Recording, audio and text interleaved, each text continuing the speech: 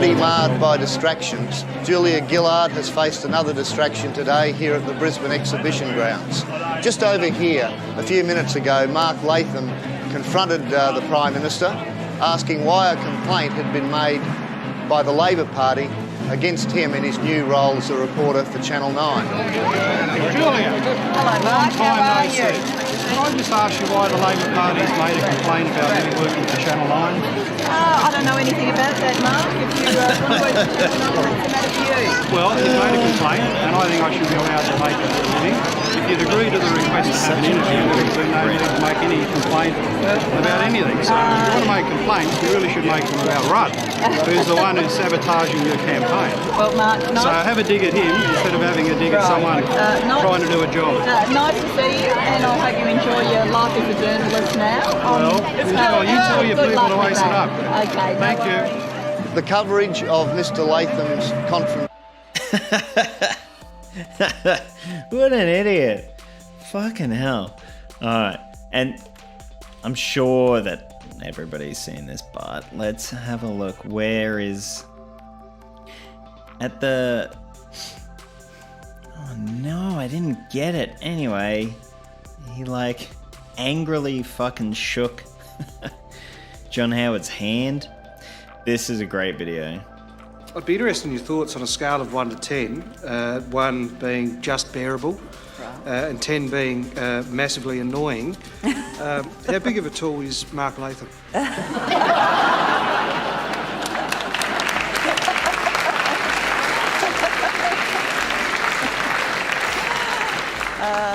There are some things that can't be measured.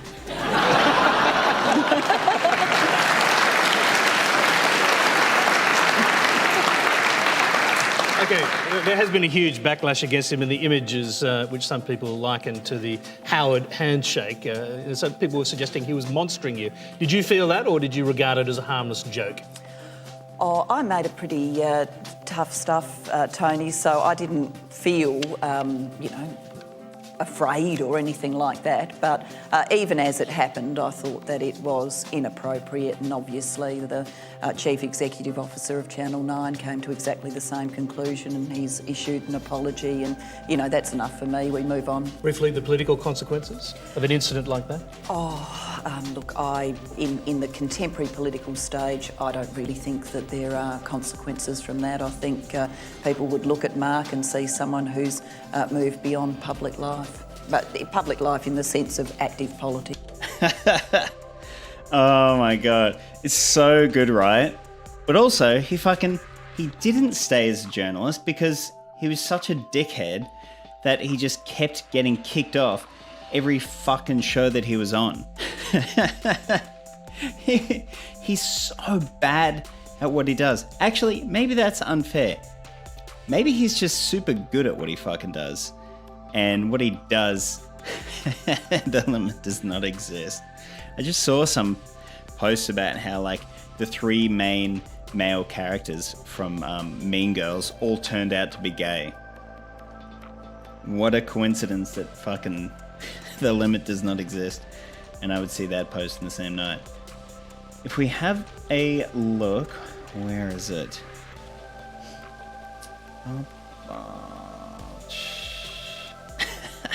So he was on a bunch of fucking TV shows and then he got kicked off, and so then he decided to make his own like shitty YouTube one. But have a look at this. He was the leader of the opposition party.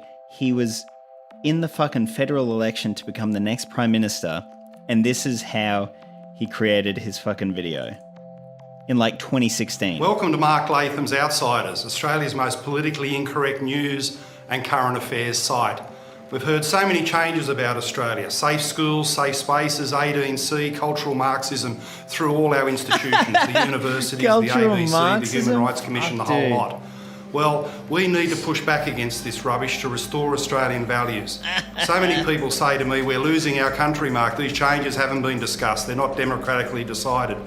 We want someone to stand up for us. Well, that's what we aim to do here at Mark Latham's Outsiders. No namby-pamby PC. We give the straight talk, No well-researched namby-pamby information, PC. no fake news, You none of the fucking rubbish you see in the assholes. mainstream media who Oh are too my scared to stand up God. for our country.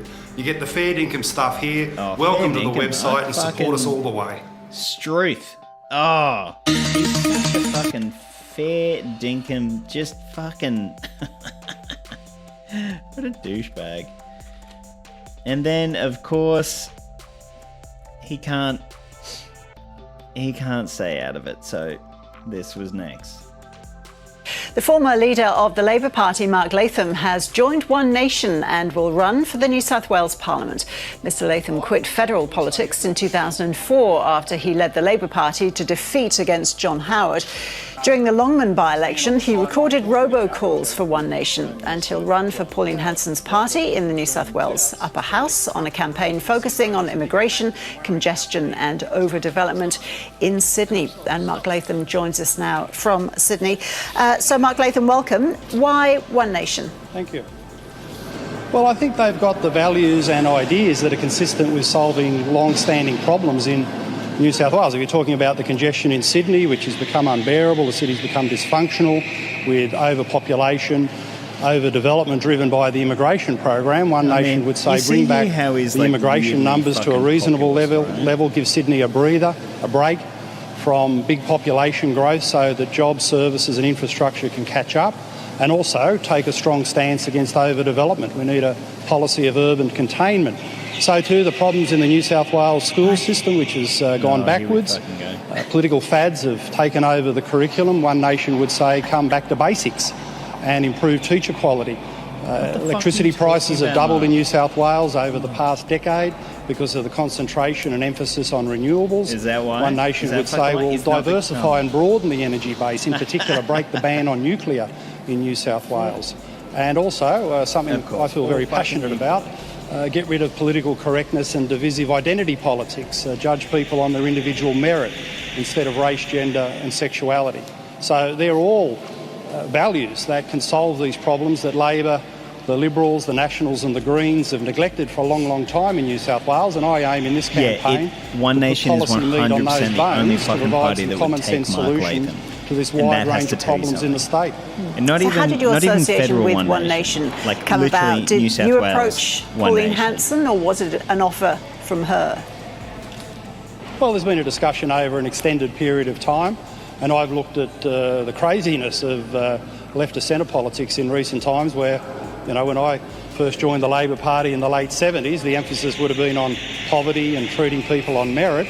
And now they've been thrown out the window, replaced by an emphasis on race, gender and sexuality, things that we thought then were immaterial to a person's character, work ethic, community contribution. So if left of centre politics has gone crazy with a deeply flawed social justice strategy, then I think a party like One Nation, which is pro-merit and anti-discrimination of any kind, has 2016 a lot going for America as well. Now, you're both strong personalities. Are you going to be able to toe the line when Pauline Hanson, as leader, tells you what to do?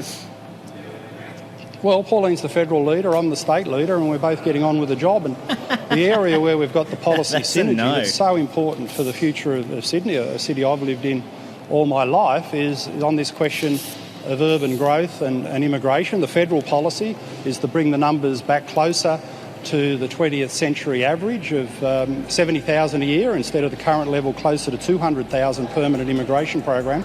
And at state level, a planning policy that contains growth, that puts a clamp on overdevelopment, that limits... All right, he's just going on with his, like, very carefully constructed talking points.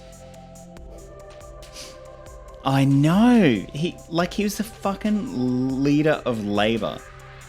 He's such a fuckhead.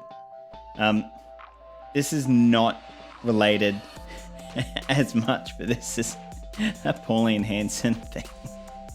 Fellow Australians, if you are seeing me now, it means I have been murdered.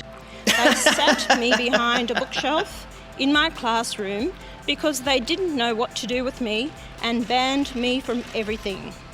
Oh, you're probably wondering what I'm doing. I'm not going to leave my topic of conversation today. It's about squat toilets. You're saying what? And I will take you out for a halal snack pack out in the western suburbs of Sydney whenever you want.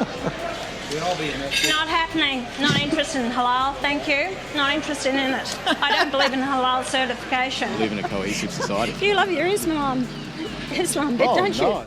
Squat toilets? your Right. You've got to squat to use them. Islam bit, certification. Live in a cohesive society. You love your Islam bit, don't you? Squat toilets? Right. You've got to squat to use them. So anyway, it's totally confusing. Are you xenophobic? Please explain. Xenophobia means a fear of all things foreign. Pauline, it's good to catch up with you again after all these years.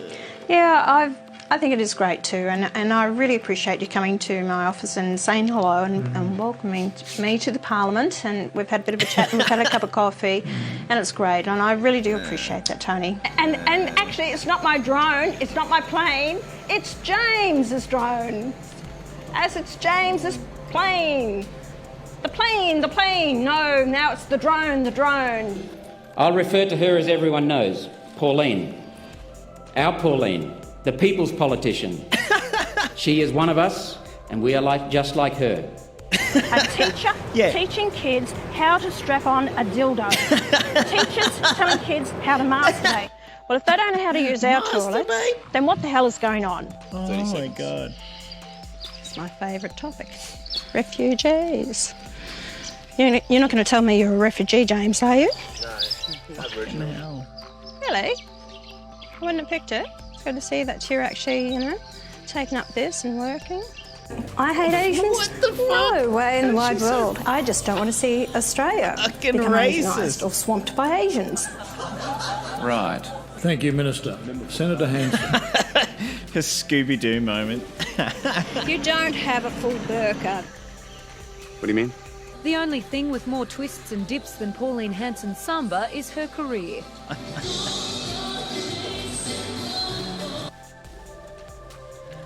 Oh, man. That she is just something else. You're not going to tell me that you're a refugee. Oh, Aboriginal. Oh, I wouldn't have picked it. It's good to see that you're working.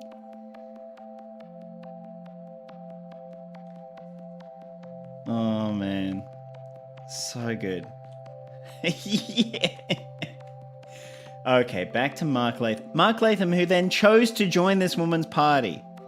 That is an indictment on fucking Mark Latham. Alright, let's watch one of his... Oh, okay, here we go.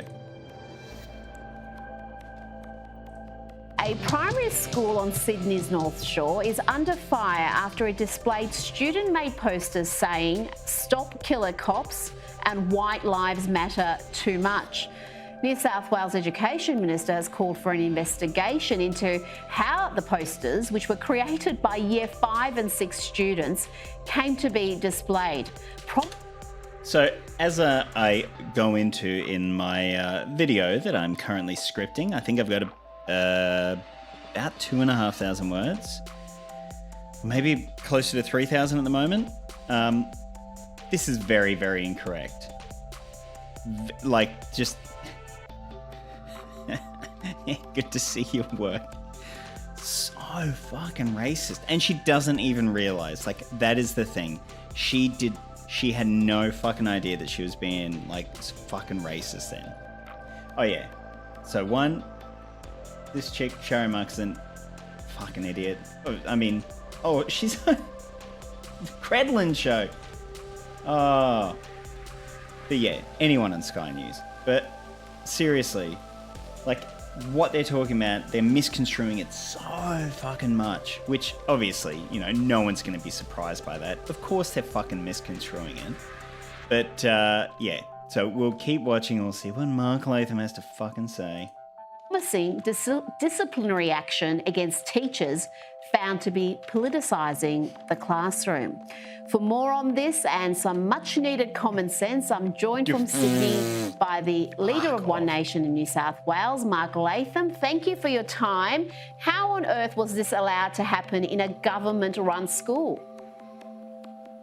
Well, too many schools in our state, Rita, have been overrun by politics and woke ideology. This was part of a Black Lives Matter set of lessons, posters all over the classroom. The offensive one we're talking about was part of a whole BLM exercise inside the classroom. Now, you and I know that's, you go to wrong. their website, it's neo-Marxism, it's gender fluidity, it's attacks on the nuclear family.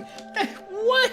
It's neo-Marxism, it's gender fluidity. And that's the whole thing. His whole thing is fucking gender fluidity. And like, that's what this entire bill, the rights of, what is it? The Education Amendment Bill.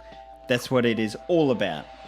It's all about gender fluidity. Does he ever explain that? Fucking, of course not. He has no idea what he's talking about. But Black Lives Matter was glorified, and as part of that, 2 students have been allowed to write on the poster, "Pigs out of the country," and another student, just as bad, has been able to write, "White lives matter too much." And the classroom teacher, whoever was in charge, has not corrected that work, and in fact seemingly has felt so good and proud about it, it's been hung from the ceiling as a poster in the classroom for everyone to look at and everyone absorb. This is... Again, that is just not what happened. So I was like, hey, watch my video, but no, I have to talk about it now because he's such a fucking idiot.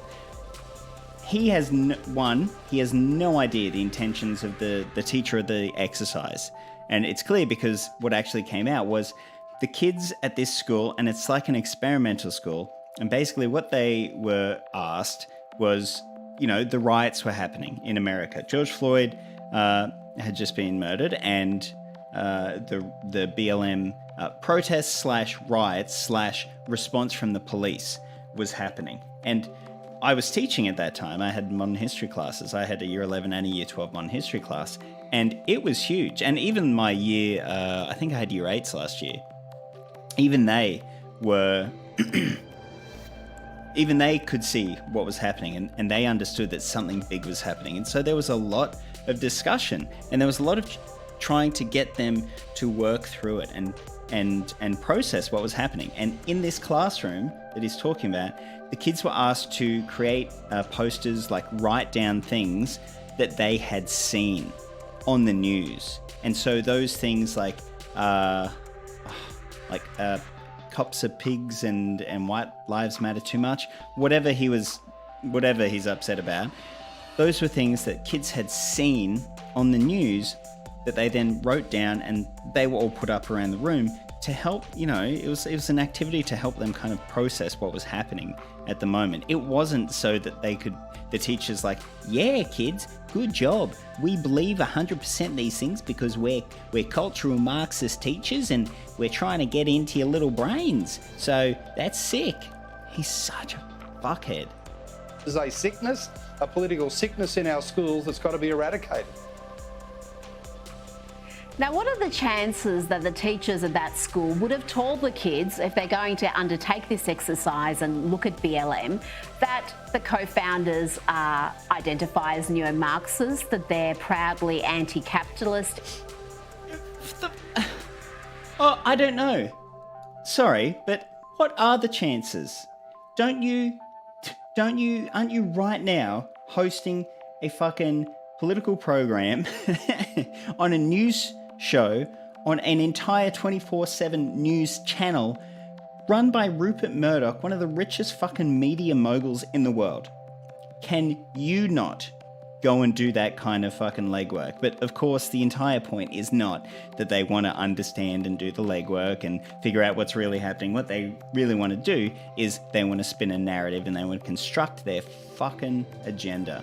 Sorry, wow, I'm getting so angry. This is exactly why, because I started watching stuff about this bill, because I had a comment on a video about, no one's talking about this Mark Latham bill. And it was a trans kid in New South Wales, and they said, hey, I'm pretty worried. No one's talking about it. And I started looking into it, and it's the fucking dumbest thing ever. And Mark Latham is the dumbest. He's not the dumbest person ever. I guarantee he knows what he's doing. You don't get to leading the political wing of a mainstream party without knowing what you're doing. He 100% knows what he is doing. Anti-police, and actually be honest about the ideology of this group rather than paint them as just saviours for equality and fighting against oppression. As I said, and as it comes out, when somebody asks the principal, and then the principal, well, because obviously after this shit happened, everyone's like, oh my God, they're teaching blah, blah, blah. And then the principal asked the teacher, and the teacher explained it. The principal said, oh yeah, you know. The principal said, yeah, the teacher's going to get in trouble. Even though the principal then went on to explain that it was what the actual activity was about. And the activity is very fucking normal. And it's trying to get these kids to work through the kinds of stuff that they're seeing in the media and to understand it. But I love this. They're just writing fan fiction. That is all that they are doing on these kind of programs. They're just writing fan fiction. Like, oh, do you think that maybe they also could have said that apart from being neo-Marxist anti-capitalists, that they're not the saviors of equality, and that maybe we should get our ideology into the schools? Not what's happening. I mean, where is the balance in exposing children to a group like BLM? Well, there's no chance that the teacher said that to the 11 and 12-year-olds. It's a primary school class, years 5 and 6. And it's an attack on the New South Wales police. I find it sickening that we'd have any students in the system saying pigs out of the country. And it's just a sign of how these experimental schools, Linfield is an experimental school. There are no subjects, no exams. All the work is self-assessed by the students. It's some sort of commune arrangement. They've got gender-neutral toilets for primary it's some students. kind of commune arrangement. There's rainbow flags everywhere, of course. It's rainbow flags everywhere, of course. You know, we don't want to make it too fucking nice if the kids are gay. Don't want to do that. Fucking of course. You can't just have a normal straight school. You've got to have a school that recognises that some people are gay. And of course, it's a commune. Wokeism on steroids. So out of that environment, it's more like some political indoctrination camp instead of a regular school teaching literacy, numeracy, English, science, geography and history. So that's the shame of these experimental schools. We know what works in the classroom. Direct instruction by teachers, other teaching and curriculum methods. These experimental schools I'm always sniffing fail, like and in this crazy over instance, here. they failed. Now, that is not what we know works. I don't know where he got that from, but pedagogical research does not say that direct instruction is the thing that works. It is much more complicated and nuanced than that. Fucking obviously. Clearly, he is not an education expert. Clearly, he has never been a teacher. Clearly, he does not know what he's talking about. He just wants to go back to, like, the good old days where the kids came in and the kids sat down and that's what they did, and then they listened and they did the 3 R's, and then they learnt all the things that they needed to know to get out into the world, and then they were great, and then they went and got a job and they were good for society. And they didn't question too much because they knew what was good for them. From the USA. Oh, how are you? It is almost 10:30 p.m. over here. What time is it where you are? Hopelessly, because the political content articulated by these 11 and 12-year-olds are just simply appalling. 100%. Oh, man. Sorry. I'm just going to... Give me 5 seconds. I'm going to breathe. Okay, that didn't help. They're just writing fan fiction. What the fuck? 7:14 a.m. Wow. Good on you for jumping on. How's it going over there? The USA seems kind of dicey at the moment. I mean, we're laughing at our own weirdo reactionaries here, but they're not as bad. This is a school that's breeding hatreds, disrespect and barbarism. This is a school that's breeding hatreds, disrespect, and barbarism. And he has no idea what he's talking about.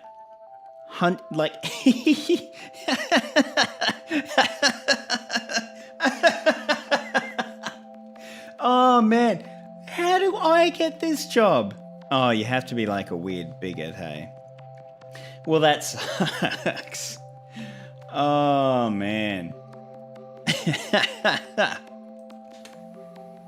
And imagine if a child there happened to have a parent or a family member who was in law enforcement. Oh, my God.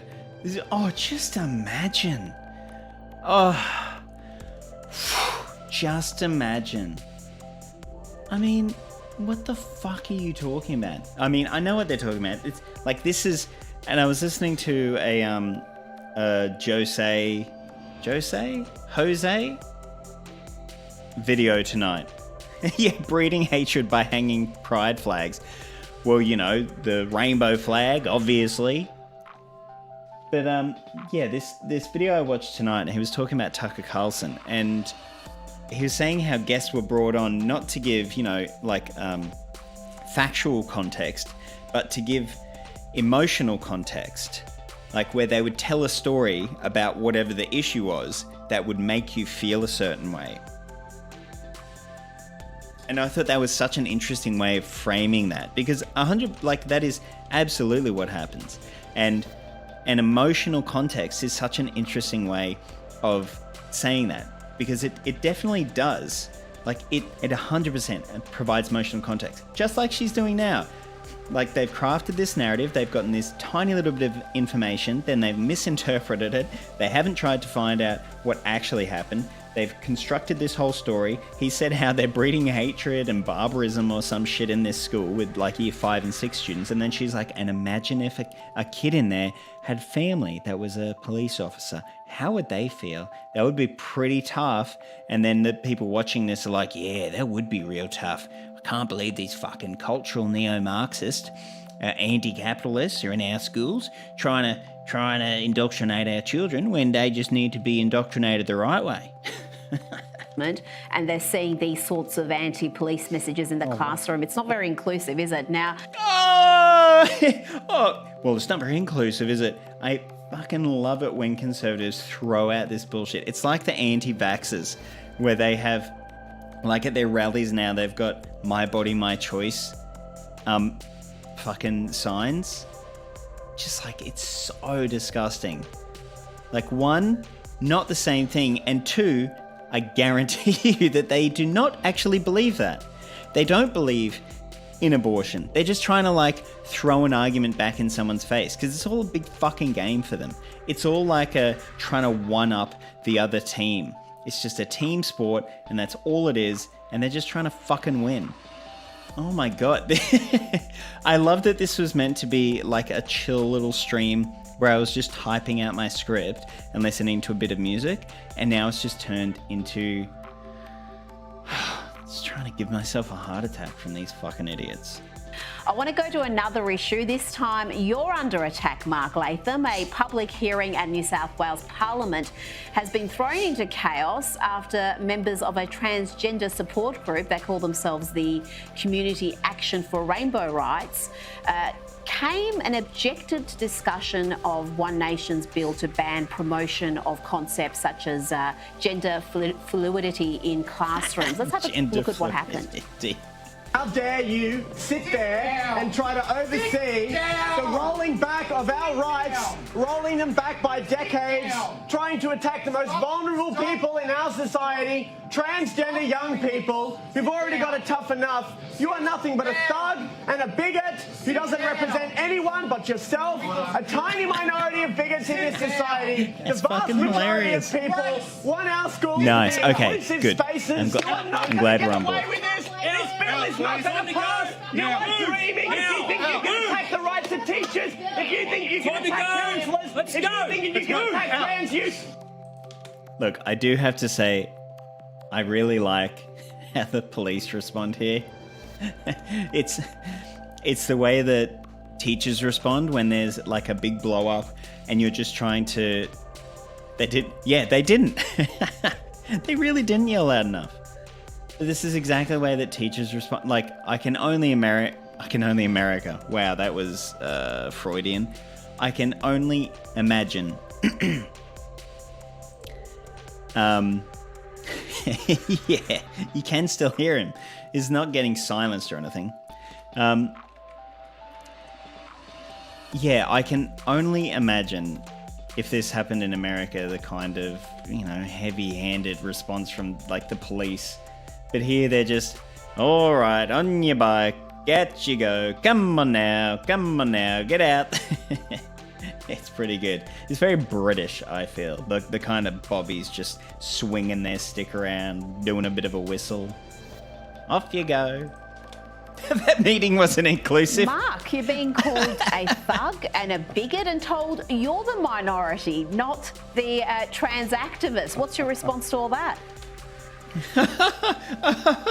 Mark, oh my god, you're being called a thug? Oh, la la la la la, tra la la la la. It's also funny for us sitting here.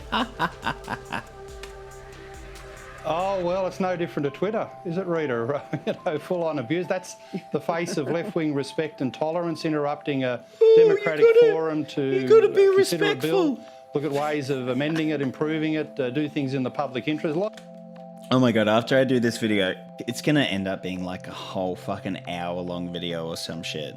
It's getting so big. Because he spews so much bullshit. What I should try and do is say, like right at the start of the video, before you even watch it, go and share it to Mark Latham's Twitter. and hashtag it like left-wing respect or some shit. That would be so good. A lot of parents, quite rightly in New South Wales, very concerned about the teaching of gender fluidity, the teaching of gender as a social construct in our schools. I receive a lot of complaints. I've acted on a bill that also says parents have got rights. It's a parental rights bill to say that parents are the primary educators of their children and they've got rights on matters of social, ethical, moral teaching inside schools. They need to be consulted, is one of the provisions in the bill. Oh man, I just had my microphone off. Just imagine that I did the sweetest takedown of Mark Latham then when it was just silent for a while. I was just saying that he's like, oh, parents are the primary educators. Then homeschool your kids. Like, just homeschool them. If parents are the primary educators and it's all about parental rights, blah, blah, blah, blah, blah, homeschool your kids. Fucking otherwise, check your ego, realize that maybe you don't know everything, and let them learn some shit. Fucking hell. Bill. So, those sort of protesters don't do their own cause any good, and it was a pretty sad reflection on their level of abuse. I agree with Mark Latham there. It was a pretty sad reflection on their level of abuse. It was not abusive enough. 100%. That was like a 2 out of 100. That was not abusive. They were just yelling a little bit. They did not abuse Mark Latham there. I agree. It was sad. I would have rather see just horrendous torrents of bile spewed at this grotesque human that wants to just return Australia to this bigoted, fucking beautiful past that he imagines. Fuck off. Didn't actually hear too much of what they were saying, but it wasn't very complimentary, was it? Oh, I need compliments all the time, guys. Otherwise, it's abuse. And then I go, and I'm really smug on the fucking national news channel that I get a 9-minute interview on. Oh, it wasn't very complimentary. Those people aren't going to get a 9-minute fucking interview, are they, Mark? Maybe you should recognize, and I don't want to trigger you, you might want to recognize your privilege. No, but explain to us what the bill is likely to achieve, and has it got any chance to actually get through? Well, we've got the conclusion of our 2 days of hearings just moments ago, and the bill is now subject of a committee report, and I'm hoping the committee... So to anyone that has just jumped in, I'm currently doing a video. I'm writing a script and making a video about this education amendment bill where he's trying to... It is really Mark Latham's agenda. One Nation is pushing it. which are a minor party in Australia's most prosperous state, New South Wales. And they're trying to push this education amendment bill through, which says parents are the primary educators, and if they don't like something the teacher's saying or the school's going to do, then they can fucking pull their kids out. And also, you can't talk about gender fluidity. If you talk about gender fluidity or people being trans, that's ideological, blah, blah, blah, blah, blah, blah, blah, blah, blah. Like, 20 years ago, he would have been doing the same shtick, except about gay people. 40 years ago, he would have been doing the same shtick, except about Indigenous people. 60 years ago, he would have been doing the same shtick, just about women. It's just fucking bigotry, plain and simple. He's trying to wrap it up, and he's going to wrap it up in this veneer of fucking, like, you know, sovereign rights and parental responsibility and blah, blah, blah, woke cultural Marxist bullshit. But no, it is just bigotry. It is plain and simple bigotry. Mark Latham can fuck off. Maybe that's what I'll call the video. Mark Latham can fuck off. Not an in-depth analysis and critique of One Nation's Education Amendment Bill 2021. It's going to be called Mark Latham Can Fuck Off. Has One Nation bill ever gone through? I feel... So at state levels, I can't say. I feel like New South Wales is the only state legislature that One Nation holds a bit of sway, where they've got the... I don't know if they have the balance of power in New South Wales.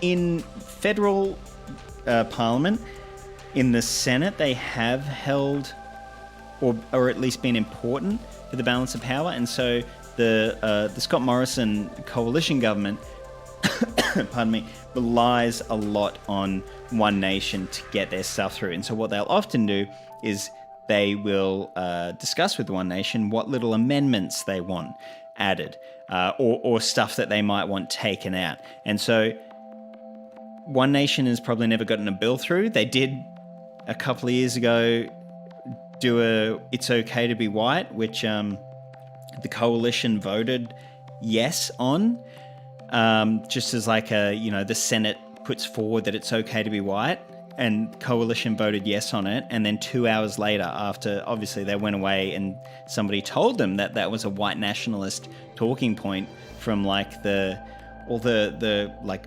right-wing reactionaries in America, they reconvened Parliament and they voted against it,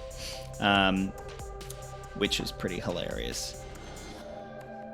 Would find that parental rights are important, that parental rights should be legislated according to the International Covenant on Civil and Political Rights, that parental rights are a basic human right. The International Covenant on, what is it, parental and civil rights? I love how these people will conjure up these, wonderful multilateral, global kind of conventions like this when they want it, but they're not going to look at the Convention on the Rights of, refugees. They're not going to be looking at human rights, the UNHDR. They're going to, turn around and go, well, this is globalism and the UN is full of Jews and they're trying to take over Australia. But and then they turn around and they go, this is actually a pretty important international legal norm, so you'd better listen to us. Right? That parents should be consulted at the beginning of every school year as to what's coming up in the classrooms. They are. At least in Queensland, one, you get, and this is at primary schools, because in high schools, way too much, but in Queensland, in primary schools, you get like a printout of, it's basically just the ACARA stuff, the Australian National Curriculum, that says, hey, here's the kind of stuff that your kid's going to learn this year. And you look at it and go, oh yeah, that makes sense. Math, science, English, humanities, history and geography, and some languages, some health, some PE, some music. And then you go, cool. And you throw it in the bin. So no surprises in that regard, and areas where parents are not comfortable with the teaching, it doesn't accord with their family values, they would have a legal right to take their children out of that classroom. And on top of that, gender... That is the dumbest shit in the world. Like, imagine if you were teaching science and you're teaching something about the galaxy and the kid said, or the parents, rather, it's not the kid, it's the parents, are like, actually, we don't believe in evolution, and so instead of the secular education that you're providing in your public school, we're going to pull them out. I realize maybe actually that sounds strange to like any American audience that might be listening, but yeah, in Australia, like we have a secular public education and you are learning about evolution. Oh my god, that's amazing. Around here, if someone insinuated that a member of Congress was being racist, there'd be this argument about calling someone racist is against the rules of conduct. Oh man, we sometimes have those kind of things. Like people will get up in Parliament and say something in a speech, and then the speaker will go, "I'll ask you to withdraw that," and they'll go, "Oh yeah, I withdraw it." But they've already said it, so everyone... It's pretty funny. You can't, and after they withdraw it, you can't address it again either. So they can say, you're a liar, and then it's like, "Oh, you need to withdraw that," and they go, "I withdraw." And then the person that got called a liar can't say anything about it because it was withdrawn, technically. Yeah, terms and conditions no parent would read. And they don't. This is literally just culture war bullshit for the extreme, reactionary parents. It's not for the majority of parents to be like, "Oh yeah, we want to give parental..." It's so they can capture this reactionary crowd. Should not be taught as a social construct. So... See here, gender should not be taught as a social construct. He's not saying that gender is not a social construct. He's just saying that it shouldn't be taught as a social construct. So his argument isn't actually that they're teaching something that's incorrect. He's just saying they're teaching something that I don't like. Would private Christian schools just rewrite education to not involve science and history at all? In Australia, there's still...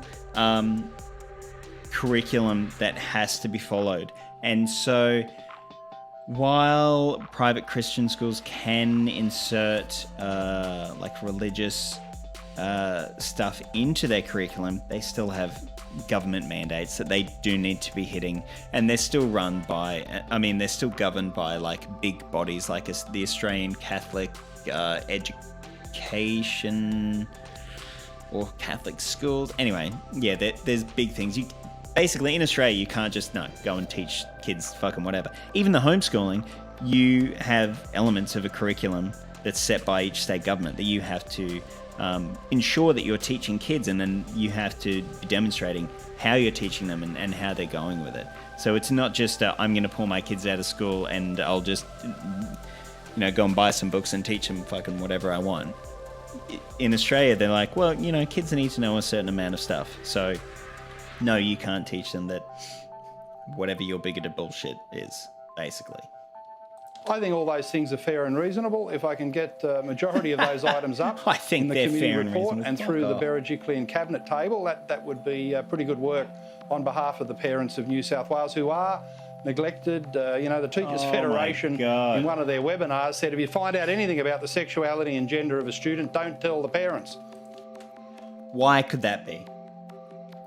Why could that be, Mark? One, did they say that?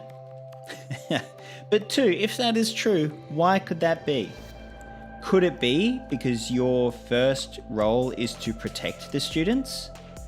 If you found out that a student was gay or queer or trans, but knew that the parents were going to flip the fuck out at that, and they're in a very vulnerable stage of their life, but because of your laws or some shit, they had to tell them, that doesn't protect the child. Opens them up to a whole range of vulnerabilities. Fuck, I hate... Mark, how do you pull your kids out of homeschool? Some parents do. It's called sending them back to public school because they realize that they made a mistake and that actually they can't teach better than the teachers who trained family values. Oh, man, yeah. All parents, because they say, it's dangerous at home. gosh. So parental rights are being wiped. We've got to legislate them.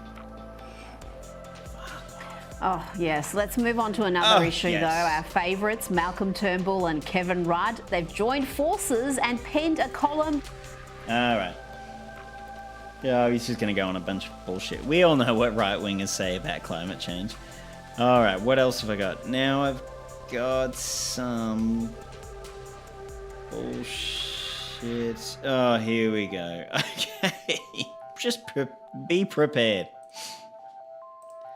Oh, man. Now, look, on this education crisis, can I say to you, without any sense of exaggeration or alarmism, I'm not in that game, it is, in my opinion, far worse. What did he just say? Oh my God, what did Alan Jones just say? Let's hear that again. Now, look, on this education crisis, can I say to you, without any sense of exaggeration or alarmism, I'm not in that game. Without any sense of exaggeration or alarmism, I'm not into that game. Alan Jones, apart from Andrew Bolt, apart from Andrew Bolt, is the biggest reactionary shithead in Australian media. Maybe John Laws? No, Alan Jones is worse than John Laws. Like, fucking 2GB radio. Is that John Laws? Or is he 3AW? Anyway, fucking... Oh my God, I'm not into that game. Alan. Oh, man. Dude. I'm not into that game. It is, in my opinion, far worse than anything Mark Latham and I have said. Is he just admitting that things that he and Mark Latham have said are bad? Really seems to be that way. Correspondence now I can't jump over. Parents through this program are waking up, but they're smart enough to know that nothing is being done. Governments everywhere are in open defiance of reality. Mark Latham's focused on New South Wales schools. Gladys Berejiklian has done nothing. Only today I had an email from a Victorian parent saying, quote, it was educational to witness the online classes children participated in during the lockdown last year. Primary school children reciting lengthy ditties insulting Tony Abbott and Donald Trump. What the fuck are they talking about? Primary school children left out worst days. Yeah, exactly.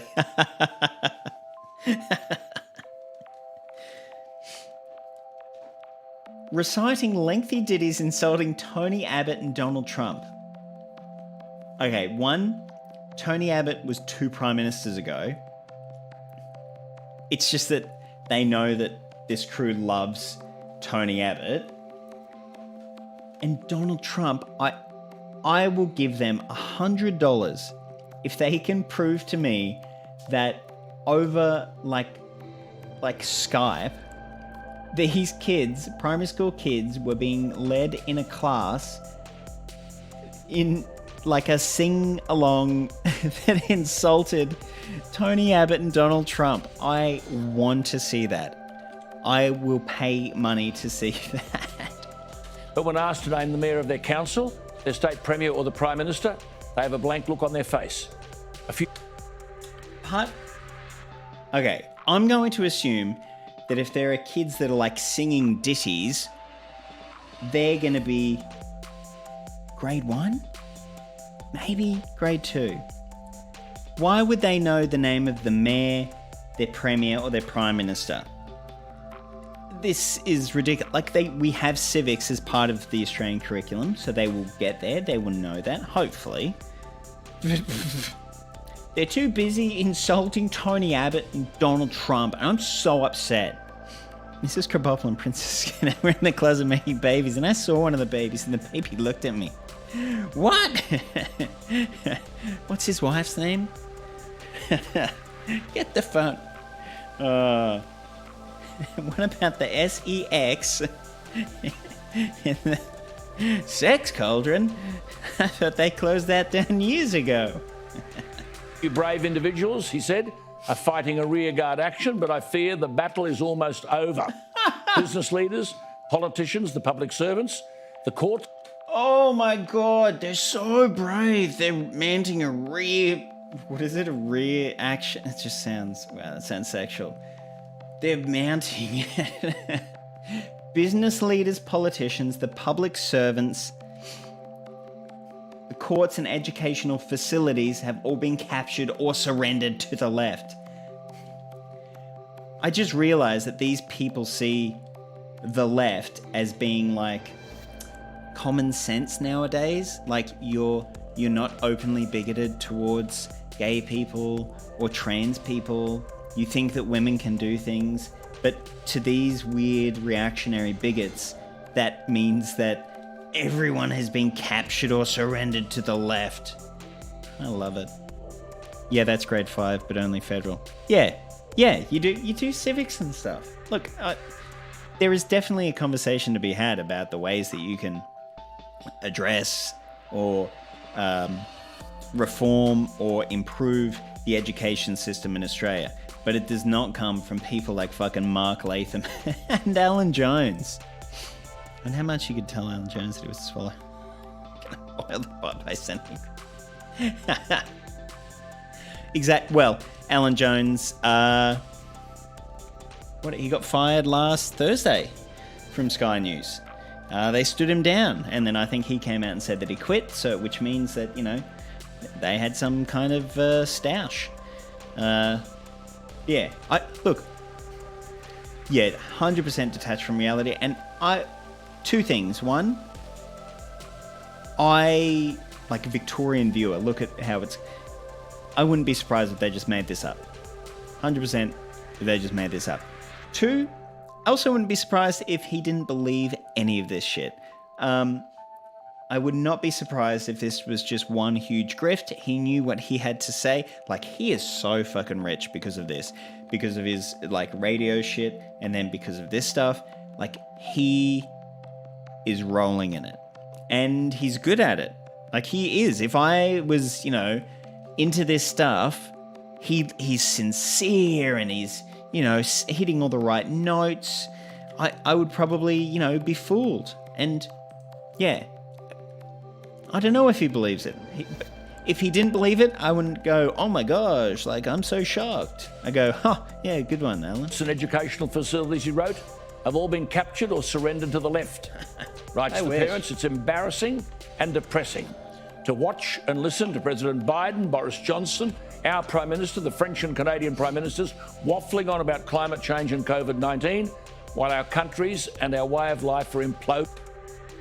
Fucking what? Just had to throw in that attack on climate change. So I feel, because Sky News, like all of the Murdoch press, has done a big pivot. It was about 3 or 4 weeks ago where they suddenly said, and it was very bizarrely, it coincided with Scott Morrison and the Liberal Party's pivot to, oh yeah, climate change is real, guys. Obviously climate change is real. We've got some policies about it. Obviously it's real. Obviously we're taking it seriously. And the Murdoch press and the Liberal Party are just acting as though they haven't, for the last 15 years, been actively campaigning against any action on climate change. It is... it's the biggest gaslight that I have ever seen. And, Scott Morrison's, that everyone is replaying the thing where in 2019, at the election, he said Labor wants to ruin the weekend and, electric vehicles, they're not going to tow your trailer and blah, blah, blah, blah, blah. And nowadays it's like, I never said that. No, I never said that. What I was saying is that we love electric cars. We just don't want people to be forced to buy them. And people are like, yeah, but Labor wasn't going to force people to buy them. Scott Morrison's like, yeah, well, tell China that. It's like, fucking what? Yep. Chinese Anthony Albanese, which he's starting to do. He's linking Anthony Albanese with the Chinese government. Fucking talk about. Oh my god, we're a minute 18 into this. Okay, I'm gonna shut up and stop going off on weird tangents so we can get through this. Well, that's correct. You can contact Mark Latham, his office 9230-3682, or email him mark.latham@parliament.nsw. Very true. Yeah. Mark, thank you for your time. 100%. It's that it seems that middle senior class people in the tradie education kind of system are treating ministers of education and their policies with contempt. It's inconceivable, isn't it, that the New South Wales Education Minister can say about the issues we've raised here and you've raised in the Parliament. They've not come across a desk. Well, it is unbelievable, Alan. And just to your earlier point about what we're dealing with here, I think, Alan, it's just the tip of the iceberg. These are just the things that we know about in the classroom. But there's 2,200 schools, many tens of thousands of classrooms in New South Wales, and we're dealing here with, I suppose, a small representative sample of what's really going on. Now, we've got a lot of material, school after... It's almost like Conservatives lie about everything for no reason other than to create conflict. Yeah, because the thing with Conservatives is that they mostly like the status quo. They don't want to drastically change anything within society. They generally like where society is at the moment, and they want to keep it that way. They don't want to drastically overhaul, inequality or inequity. They don't want to go after the actual problems that are happening and address things. What they want to do is turn around and go, oh my God, are there some trans kids in schools? That is fucked up. Let's go and let's pass a literal law that teachers can't talk about that shit in schools. And then all the idiots that are like, yeah, this is bloody fucking good. Because I shouldn't say that. Not all the idiots. Like Alan Jones, Mark Latham. These shows have tens of millions of dollars pumped into them to plaster this shit everywhere. In Queensland, we have, the Murdoch press has a 100% print monopoly. There are no Queensland newspapers that are not Murdoch owned. So if you go and buy a physical newspaper about Queensland, it is going to be a Rupert Murdoch newspaper. And yet we still have a Labor government. Since in the last 30 years, we've had a Labor government in Queensland 27 of those years. People in Queensland want Labor governments, even though, the Murdoch press is just consistently handing them. And especially now with Anastasia Palaszczuk, the people in Queensland are like, yeah, she locked down the borders, and we've got a population of 5 million people, and we've had 7 COVID deaths. And people go, yeah, she did a good job. And all the minds they put up right-wing posters everywhere for decades. Yeah, that wouldn't surprise me at all. The amount of money...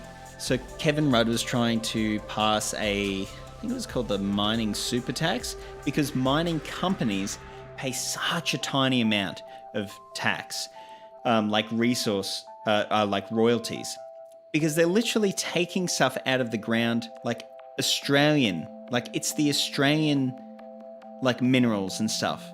And then these companies paid hardly any taxes, so it's super lucrative. And then Kevin Rudd was going to put in a fairer tax, a more progressive tax. And they spent, I'm pretty sure it was $100 million on an ad campaign to help sink Kevin Rudd, basically. And it did.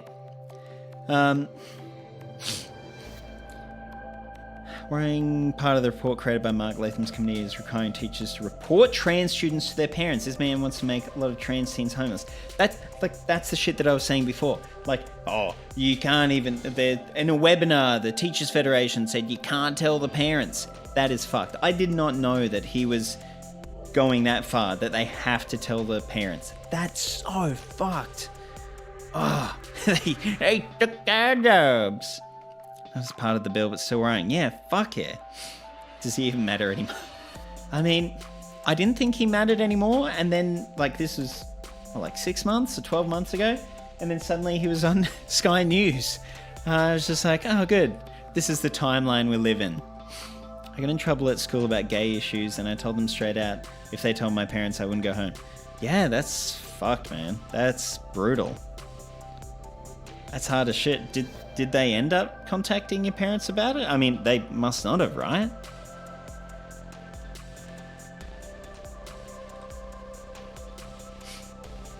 See, it depends where he goes after Scott. Oh, yeah. Yeah, exactly. He's going to be in big fucking high demand. After school does ignore the Minister for Education, whether you're talking about political content in the classroom or the teaching and promotion of gender fluidity. There he is again. Gender fluidity. We gotta teaching the gender fluidity. They're teaching the genders in the schools and the All right, Grandpa, go and sit down. You just look at the clouds and drink your lemonade. It's such bullshit. And so the point that I make in my video, like right at the end, the one that I'm writing, what I'm working towards is that Mark Latham is trying to pretend that suddenly ideology is being forced on kids, whereas ideology is always a part of everything that people are doing intentionally, particularly when you're educating. And the problem is that Mark Latham doesn't realize that he has an ideology. He sees his ideology as normal, and so the status quo to him is just normal, rather than an ideology, a set of beliefs and a set of values. And so what he is upset about is that his ideology is no longer mainstream. And because of that, he's fucking having a shit fit. And he's saying, well, you know, we just need to go back to the normal blah, blah, blah, blah, blah. And what he means by that is we need to go back to my ideology, the ideology that I want taught in schools. But he doesn't realise it. Well, maybe he does realise it and he's just acting dumb this way and saying we need to go back to the good, solid blah, blah, blahs. Maybe. I don't know. Teachers are already iffy on confidentiality. I've had friends outed to parents by school counsellors. Can't imagine how bad it'd be if it was official policy. Yeah, like, it is hard. Like, obviously I'm a teacher, I'm a high school teacher, and there's so much legislation around, like, children's safety and etc., etc. But then, you know, if you're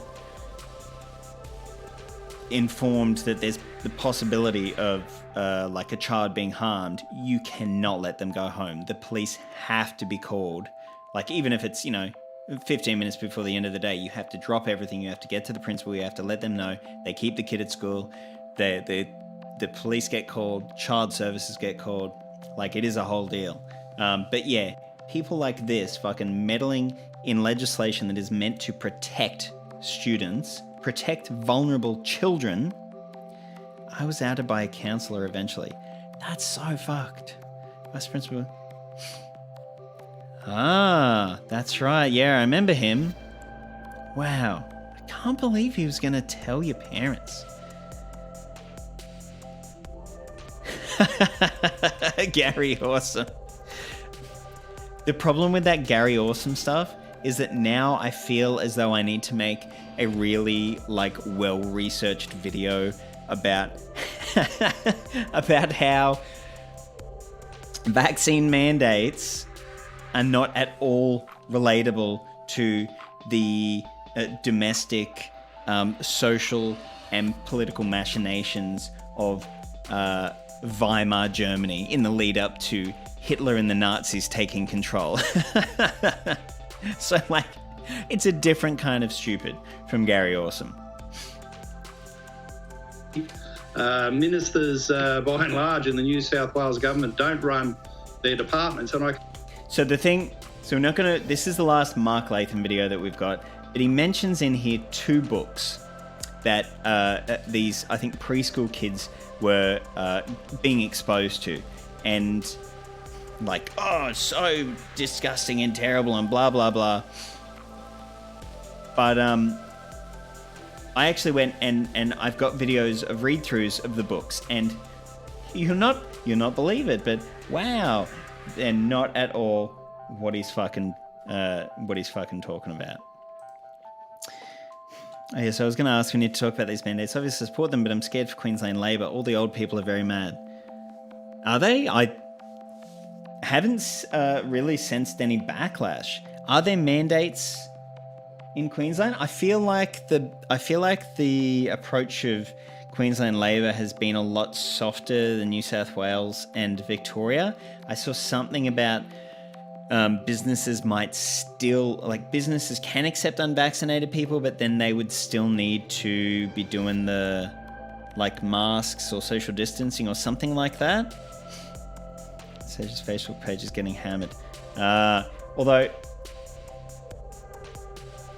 to be fair, with that stuff, with all the Labor Facebook posts I've seen, always the third react is a laughing emoji. Like Albos, Richard Marles, just any Labor person. Just like third emoji is always a laugh react. And I'm like, okay, like the LNP trolls are there. They're out there. They're following. Good job, guys.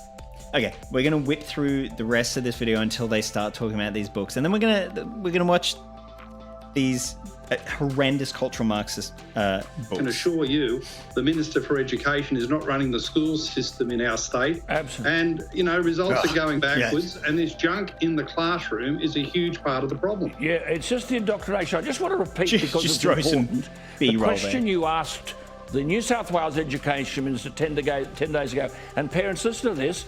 Mark Latham in the Parliament said, my question's directed to the Minister for Education and Early Childhood Learning. I refer... That is a pretty bad ratio. Not good. Although thankfully, like Queensland now has 4-year elections. So, is it 2022? No, it's 2024, I think, for Queensland, isn't it? I think we voted last year. Because that was when Deb Frecklington got the boot. I think we do have until 2024, and by that time, I feel like it's definitely going to be over. Anastasia Palaszczuk was the first female political leader at the state or federal level in Australia to be elected, survive the entire thing, and then be re-elected. Queensland Labor's fucking powerful, hey? The Minister to answer on the notice paper saying that the Grow Your Mind consultancy with it... Holy shit. That would probably actually be a good one. We should do that. Yeah, we're going to do that. Not tonight. I'm going to get that set up though, because that will be real good. I'll definitely watch that. It's lessons on animal yoga and shark versus dolphin thinking. Shark versus dolphin thinking. Sorry. The Minister to answer on the notice paper saying that the Grow Your Mind consultancy with its lessons on animal yoga and shark versus dolphin thinking. So shark versus dolphin thinking. Being involved in schools, this is my 10th year as a teacher. I guarantee it's something like sharks attack, dolphins swim away. It's fucking something like that. It's giving kids some sort of metaphor or an analogy so that instead of like reacting and flipping the fuck out at something, they can be more like a dolphin and swim through the waves and go with the flow. Fuck, it's so stupid. Yeah, I'll send you a DM when I've got that set up. That'll be good fun. Is being funded in 60 New South Wales government schools. He said, is the Minister aware of the podcast produced by Grow Your Mind, particularly on the 23rd of February, when an 11-year-old girl asks a boy if he has a crush on a student called Jess. When he answers no, the girl asks, are you a girl trapped inside a boy's body? Oh my God. I went and got that entire fucking podcast and I listened to the whole thing, and it's like this dramatized play. It's like all these kids, and sometimes they get asked questions and sometimes they're doing a play. And yeah, this girl comes up and she's like, oh, do you like this girl? It's like, no. It's like, oh, why? Blah, blah, blah, blah, blah. And then it's like, oh, I just don't like her. It's like, oh, why? Are you a girl trapped in a boy's body? And he's like, no. And she goes, well, okay then. Like, she was saying it in almost a derogatory way, like, well, why don't you fucking like her? And look at their faces. Ellen Jones is just like, ugh, I can't believe it.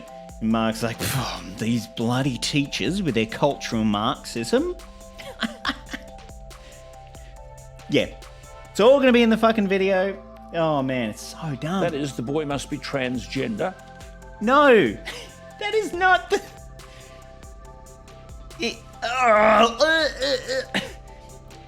One, if you listen to it, he's misrepresenting it. Otherwise, he didn't listen to it, and he's just a shit journalist. Like, fucking take your pick, dude. Because he doesn't have a crush on Jess. Mark Latham asks, is the Minister aware of how the podcast continues with a female student saying, these people think she's a boy trapped in a girl's body? And that is because she enjoys doing things that boys like to do. And then she says, oh, I'm a girl, but people think I'm a boy trapped in a girl's body. She's complaining that people, like other kids are like, oh, you do this, you're a girl. Like, that's a boy thing. Like, fucking dude, in the 90s we were having these discussions in primary school. I literally remember in grade, what would that have been? Grade 4. We all sat in a circle, like the class, and we were talking about these, well, we're friends and she's a girl and I'm a boy, but we're not boyfriend and girlfriend. Like, questioning these preconceived gender roles. And here they're just like, I can't believe it. Kids talking about gender. Kids talking about literally the roles that are forced on them, that they have to play out, but that they don't play out. And they're like, that's weird. Like, I'm a girl and I do these quote unquote boy things. And then people go, oh, are you a boy inside that girl's body? And I'm like, no. Like, they're questioning of their own fucking accord. Oh my God. Fuck it. Just angry again. There you go, everyone. It's just angry. You're very welcome. And despite repeated warnings about grow your mind, how has the minister, you said, allowed this dangerous, nonsensical rubbish into our school? Dangerous. And why she failed so bad? The entire podcast is lovely. Like, that episode that I listened to is just so nice, and they ask the kids about different things, and there's these kids. It made me think, wow, like, kids do have this really rich inner life, and they're thinking critically, and they're taking in so much about the world, and they're questioning so much, and they're trying to fit in. And I went, wow, yeah, I remember being a kid, and it's real fucking difficult. The worst thing to do is to come along as an adult and say, I have all the answers. Here it is. Knowledge is settled. Here's the answers. Girls are girls, boys are boys. Boys play with trucks, girls do dance and have a doll and babies. In her duty of care to the primary school students, she then said, Mark, she wasn't aware of the podcast. Mom, I wasn't aware of the podcast. But what do you say about that? Go for it. Well, that's right, and it's a huge problem, Alan, that you raise these things and 10 days later I still haven't got a response. Back in March at the budget estimates, I've looked at these consultancies. I still haven't got a response about this random podcast with these kids on it that are doing a little play and then answering some questions about how they play with other kids. This is... The state is going to hell, the world is dying, the West, this is the fall of Rome, and I can't believe it. I know, what? It's so ridiculous. Yeah. Yep, that's very true, actually. Wow, that's a good point. And they're like, how dare these children be so fucking uppity? And then other people are like, children are people. And they're like, no, they're not. They should be listening to me and they should be doing what I say. And when I say jump, it's how high. It's just that, it goes back to that weird conservative reactionary fucking love of hierarchy. And they love it because they think they should be at the top. That's why they love it.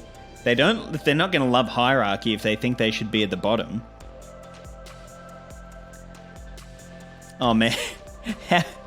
Oh no, how long is it taking for the comments to come through? Oh wait, was that when I was talking about the podcast? Yeah, that was... No, that was a while ago. It's being brought over the Atlantic, over the Pacific by carrier pigeon. That's how good the internet is in Australia. We have I think we're 67th or something in the world for internet quality. It's real good. And then I live in that's brutal. Yeah. And then I live in a regional town as well. And then also outside that regional town. So it's pretty great. One of the problems in the education system is external consultants. We're paying these people, they're swarming all over the schools under the banner of well-being and other nebulous concepts, and they're in the school producing dangerous political material and content like what you've just read out. Bewildering, totally bewildering for 11-year-olds, of course. And 10 days later, I still haven't got a response for the minister. But back in budget estimates, I said, if you are a consultant coming into a school, the duty of care to the students must mean that these groups are accredited, their credentials and qualifications are checked, and there must be an evidence base. What they're doing is... Yeah, I agree. You are 2 hours away from me, Jackson, and I will fight you. I agree with Mark here. Yeah, teaching strategies, pedagogy should be evidence-based. He does not know what the fucking evidence is. He talks about trans people like it's bomb-making instructions.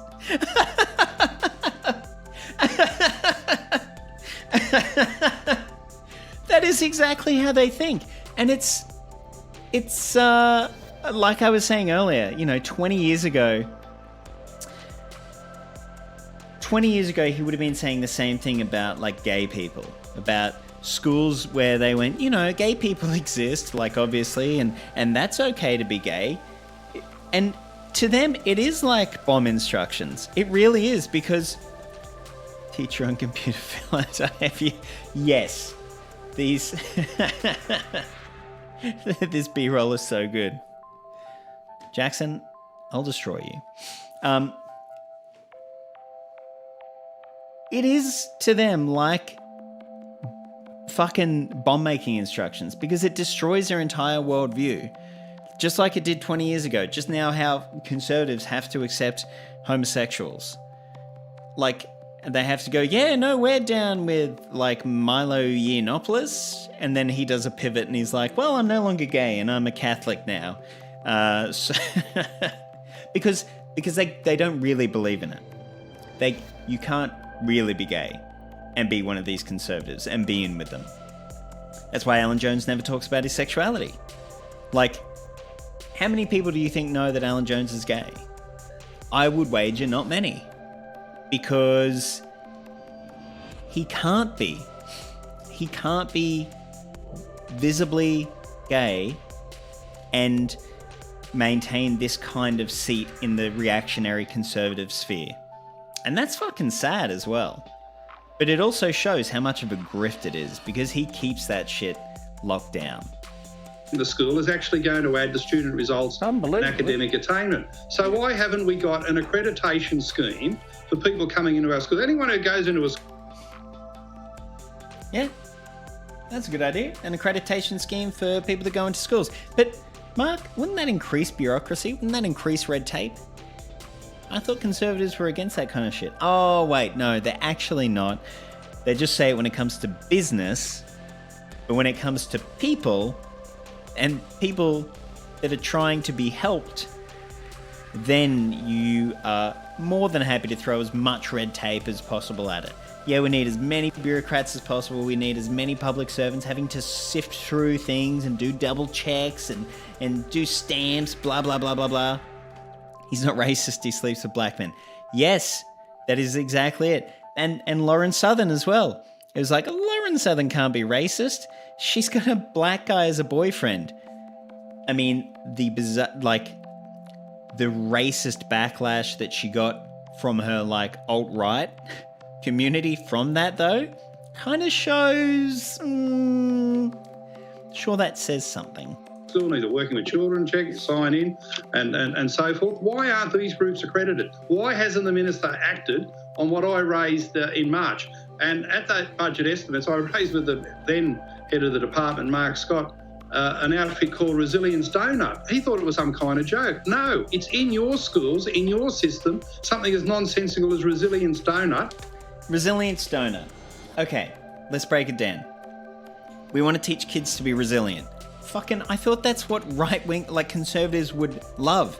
These soft, bloody snowflakes drinking their soy, having their lattes, not going out and picking fruit for 30 cents a fucking carton.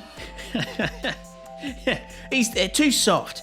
They need to get hard. They need to be more resilient. And then these people are like, hey, like, let's teach resilience. But we don't want to, like, resilience is a pretty fucking big word. So let's call it a resilience donut. And like, you know, you come in and you fucking teach it, and donut, they know what that is, and then you link resilience with it, and then they have this kind of mnemonic device where they can go, oh, cool, I'm going to try and be, you know, a little bit more resilient about this instead of flying off the handle. No. Mark Latham says no. We cannot try and teach kids to be resilient because it has a silly word added on the end. I will not put up with this. My name is Mark Latham and I get paid more than $100,000 a year to fight. Probably, he's the leader of he's leader of One Nation. He would probably be on more than $200,000 a year. And he was an MP before the entitlement scheme went out, so he probably still gets a federal pension from when he was a federal MP. Talk about the fucking elites, right? Along with Graham and all these other consultancies, there's another one called High Resolves that is really, really full-on political indoctrination. Oh my God. Tell us about it, Mark. What is it? I'm sure he's about to go into it. Really, really full-on political indoctrination. So he said that, now he's about to... Because I'm a teacher, so he's just made an assertion and now he's going to justify it.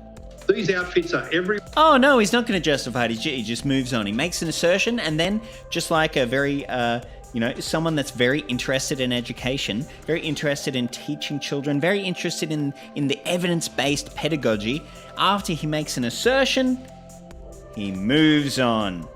No need to worry about that. It's in the past. It's fine. It's good. Just leave it be. Just chill out. Like, just take it for granted that they're a very, very full-on political ideology, blah, blah, blah, blah, blah. Guys, can't you just trust me? And the minister's doing nothing to control them or give them an accreditation scheme. But Mark, where is the Premier of New South Wales? Parents have got to understand this is total indoctrination of our kids. It's total indoctrination of our kids. I wonder what books are on his shelves. One says... I saw it before. It's a little German dictionary. What books he keeps below the frame. Like the Turner Diaries. What was that fucking French one? Released in the 80s. Was it the 80s or the 70s? It was just absolutely like racist and disgusting. What was that book? Where there's like all of the, like quote-unquote third world people are on boats and they're coming towards, France or some shit. I think it was a French book. And it's like, Camp of the Saints. 100%. Yep, Camp of the Saints. Wow. Good job. Oh, now I'm just depressed thinking about that fucking book. And the Turner Diaries. Oh, yeah. He's got this little German dictionary on his shelf. That would be a cheap shot. That... Oh no, it says, the boat. The. Oh, well, no man that speaks German could be evil. We'll run out of time tonight, but I do want to talk to you next week about this High Resolves consultancy, which is in dozens, you just mentioned, New South Wales schools: Kincumber, Sydney Boys, Prairie Wood, James Roos, Hornsby Girls, Ryde. Okay, they sound like a bunch of fucked up schools for rich assholes. I'm not gonna lie. Established by leading members of the Baha'i faith in Australia. They believe in one world government and the abolition of the nation state. The Sorry, but isn't that what most Christians believe in too? Like most monotheistic religions? Pretty sure that's what they believe in. I run and fund the program. I mean, Mark, who knows this is going on apart from you? Well, I'm mentioning this. Mark, how are you the one person in all of the world that knows this stuff? It's crazy. Wow. So either literally every other person doesn't know what's going on, or what's the other option there? I can't I don't know what the other option could be. In the parliament and raising the alarm bells all the time. And, you know, this High Resolves Baha'i group, we shouldn't have religious organisations teaching this stuff in schools. Oh, we shouldn't have religious or... Oh, there you go. Baha'i is an Abrahamic faith. We shouldn't have religious organisations teaching this stuff in schools. So he's against RE in schools. He's against the federal government's chaplaincy program. How interesting. I guarantee that he is not against those things. They've developed an alternative curriculum. Here's some of it. Alan, you know, pages and pages of alternative curriculum. Has that been approved by NESA in New South Wales? It's wall-to-wall political indoctrination.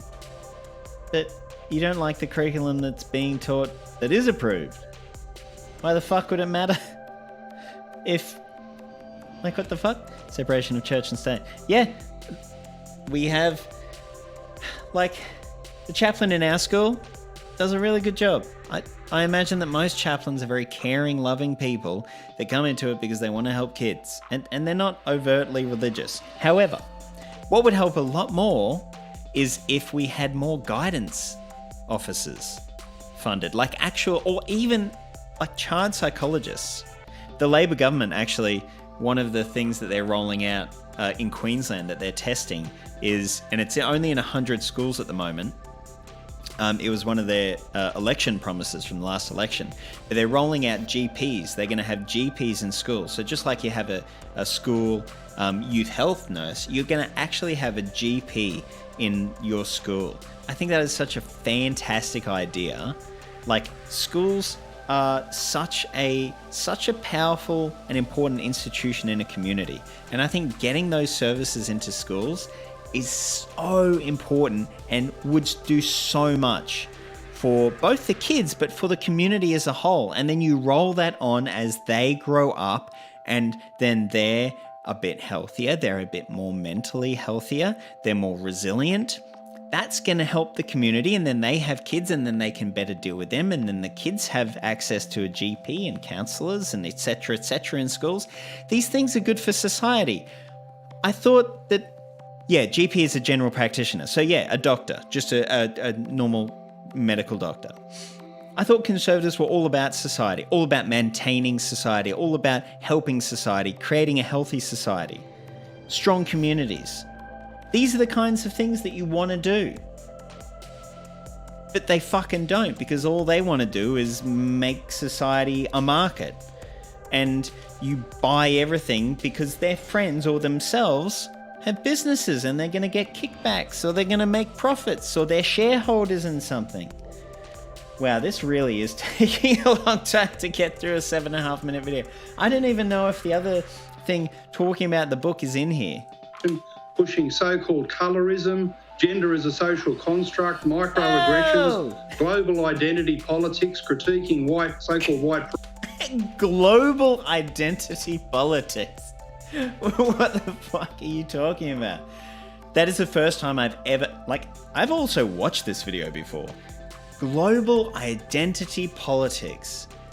What the fuck could he be talking about? Privilege, and on it goes. This is just straight from the Woke Green Handbook. Woke Green? What are you talking about, Mark? Indoctrination straight to the students, and parents have raised it with me saying, how can this be in our schools? And most importantly, how are we paying for this junk? Good on you. Listen, we'll go. And most importantly, how are we paying for it? Of course, it all comes back to that. It's not... Look, I'm fine with them teaching gender fluidity. I just don't want to have to pay for it, okay? If someone else pays for it, I'm fucking fine. But is my tax money going to this? If it is, I don't want it. Colorism? I have no fucking idea. Oh, actually, colorism. It's what it probably is, because the opposite is like color blindness. You know, I don't see color, man. Like, hey, I just treat everyone as an individual. Like, everyone's just a person. And then you point out that, you know, Indigenous people in Australia make up 2.6% of the population, but are, I think, 25% of the prison population. And if you're colorblind, you don't see race, then the only thing you have to fall back on is, well, I guess Indigenous people just commit more crimes. Because they won't look at any kind of racial. They don't see race as a variable for that. And so when you say things like that, and then these people go, "Oh, that's racist. You're saying, you pointing at race. Or did you just say he's Aboriginal? Did you say you're racist? You're the actual racist. What was that? They're 10 completely overrepresented in prisons. Well, that's not my problem. But don't be racist. Don't say that word. Word soup. You can just put words like woke, identity, gender into a Markov chain text generator, and that's what you list off when you're asked to name bad things. 100%. 100% it is. Colorism is when people are judged by the color of their skin within the bounds of their own race. Right, there you go. Oh, and he'd be objecting to also, like, people saying, well, white people have got it a bit better in this society, don't they? And then he'll like, what? That's so racist. How can you be racist? In America, there's a thing where some groups of African Americans are bigoted towards A people with darker, lighter skin. Huh, well, that's interesting. But I guess that would come down to, like, that would be based on, like, broader societal perceptions of that, right? Like, if they had darker skin, those groups would consider them as, like, less, like, they'd dehumanize them more. And if they had lighter skin, they're more, like, white passing, and so they would get, like, more privileges than darker skinned African Americans. I imagine that's kind of how it goes. Very, very open to being wrong about that, though. Through that next week, Mark, you're doing a phenomenal job. People are waking up, but at the end of the day, government are doing nothing. Gladys, you better start focusing on some of this stuff because it's a serious issue and it will be at election time, I can assure you. Well, Gladys isn't there anymore because she fucking quit as soon as she... it was brought out that she was going to get dragged in front of the ICAC. What does ICAC stand for? ICAC. Corruption? Internal... Corruption? Crime and corruption? I don't know why it's actually a thing, but that probably plays a role. Yeah, true. No, I reckon you're right. ICAC, yes. Anyway, Gladys resigned. Now we have a very conservative Catholic Premier of New South Wales. That's cool. And our Prime Minister is evangelical. Oh, that's sick as well. Okay, so there's this... Oh, here it is. Parents of the... No, that must not be it. Oh, here we go. Here we fucking go. This is where they talk about the books that are just so dangerous. Look, I've just mentioned that high amongst policy issues requiring aggressive Independent debate Commission Against is Corruption. education. Thank you. We're betraying our children, make no mistake about it. They're leaving school with their understanding of their own history and geography, punctuation, spelling and grammar, intellectually bankrupt. The problem is the graduating teachers are from the same system. The problem is that in Australia... So the problem is that education is not valued in Australia. And there are some good reasons for that, and there are some not so great reasons for that. So one of the biggest reasons is that a standard education no longer represents a pathway to a solid job. And although, you know, preparing people for a job in a society shouldn't be everything that education is about, it is important. You don't want to throw, you know, young adults out into the world and them not be prepared to actually, you know, be able to make a living.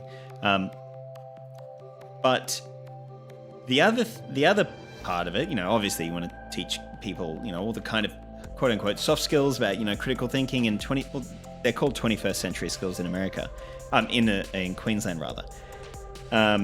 You know, working with information technology and blah, blah, blah, all of those kind of things, critical thinking and being creative and all the stuff that, because everything is so amorphous and fluid and flexible these days, people also need to be adaptable. They need to have these skills, you know, they need to have knowledge, they need to have cognitions, you know, cognitive skills, like evaluating and analyzing and explaining and developing and all that kind of stuff.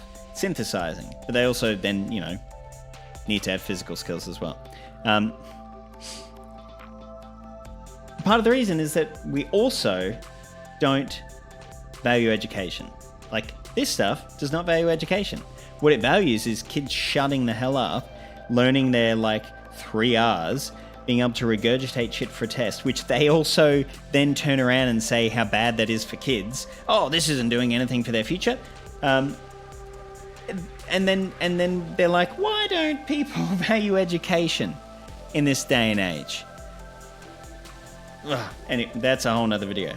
Did he just claim that teachers also grow up learning gender in schools? Why is he presenting this as a new thing? Huh. Yeah, that's got me actually stumped. I don't think he even identified that contradiction in his own argument.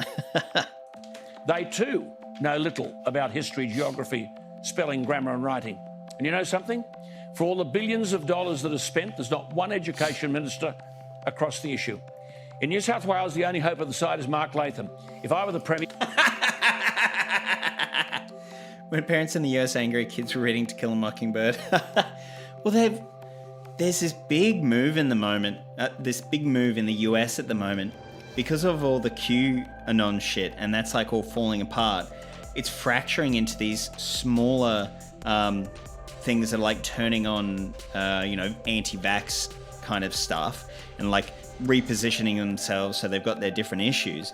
But there's this big movement where they're all trying to push into school boards in America, because unlike it, in Australia we have PNCs, the Parent and Citizen Committee, and it's where a few parents, like out of a school of 100 kids, like 4 parents will turn up, and they meet with the principal, and basically they just agree to whatever the principal says is going to happen. But in America, they have like elections and shit for these school boards, and they have legitimate power.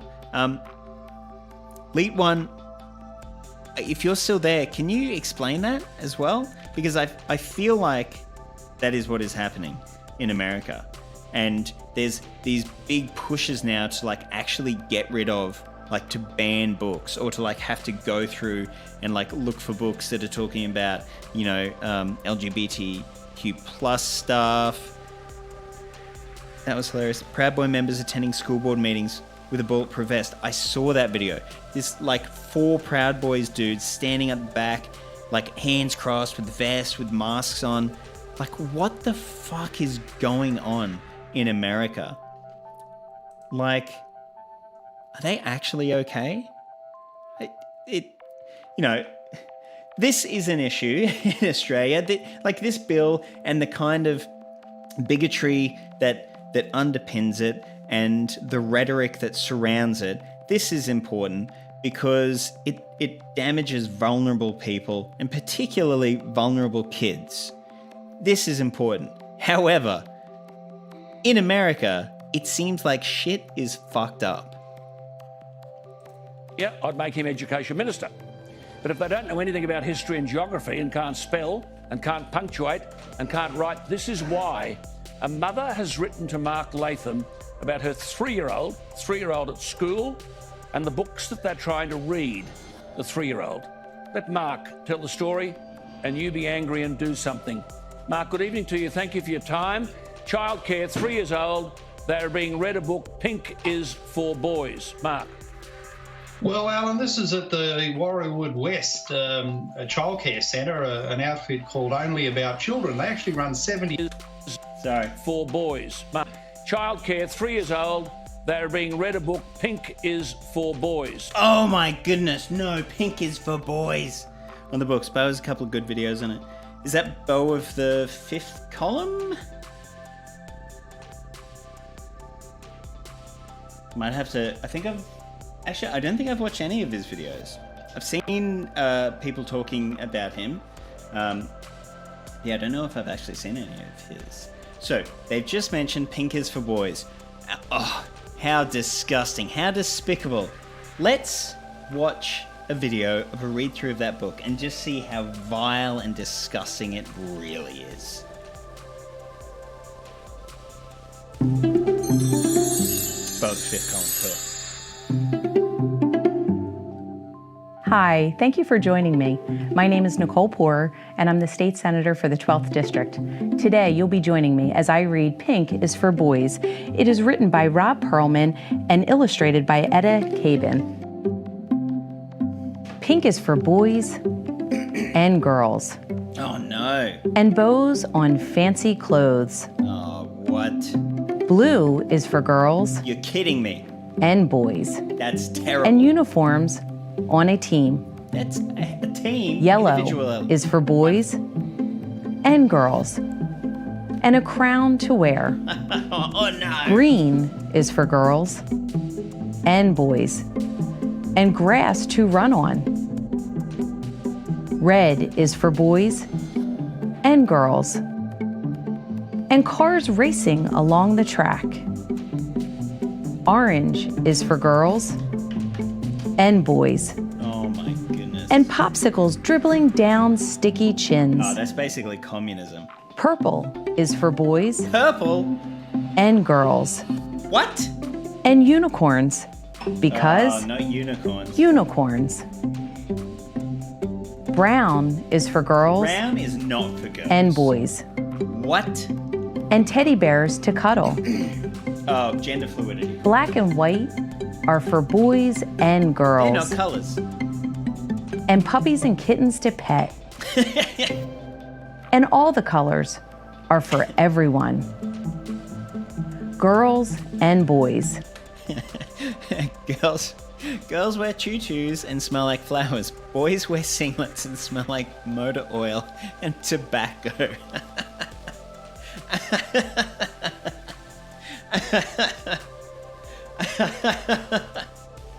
I'm just imagining these little like 5-year-olds, like, you know, the little rascals kind of like leaning on an open bonnet, just all like rolling like smokes.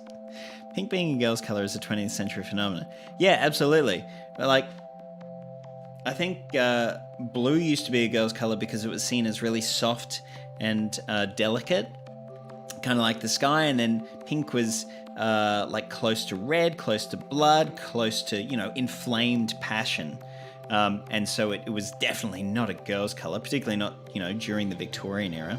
The story is damaging my preconceived gender norms and making me feel less shame. We should ban it.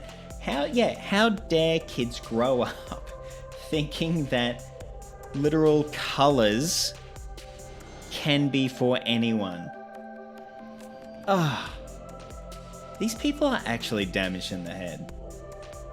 Like, this is a severe... I know that Mark Latham likes to talk about ideology a lot. This is a severe ideological poisoning. When you are upset about a book like this, that is the most... Like, this is the most milquetoast, like, mediocre message for kids. Just saying, hey, you can all be like a person. That's fine. Also, I guarantee they would look at this and go, oh, look at the non-white people and look at the kid in a wheelchair. Oh, this is gender, blah, blah, blah, blah, blah. This is diversity, inclusion. Like, different people exist.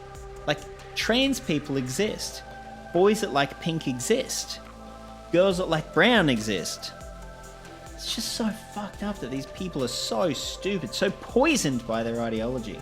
There you go, there's a bit more of a rant. And flowers and butterflies and rainbows in the flags, sky. obviously. Thank you for joining me as I read Pink is for Boys. Oh, can't believe it. Can't believe how disgusting this is. This is just ridiculous. This is insane. Right? Look, I've just tried and something. And they actually run 75 centres around Australia, and they've decided in the month of February that the children aged 3 and 4 need to be introduced to the topic of gender diversity. Through these books, Julian is a mermaid. Oh, Julian is a mermaid? You've got to be shitting me. That's crazy. I've got it here right now. Where's Julian as a mermaid? It just lays bare how empty their claims are. Who's going to take you serious about a gender being a threat when you think purple being a boy's colour is dangerous political material? Yeah. It's people that wish they were still in the Cold War. People that wish they could be talking about, you know, this is secret USSR, like Soviet propaganda. But all they can muster is, they're saying that purple is a boy's colour, and I'm a bit upset about that. I swear, contemporary conservatism could be boiled down to 40s advertisement treated as tradition. Yes, and that's the thing. It's like the whole Mad Men thing. Like, Don Draper is not someone to be idolized in that.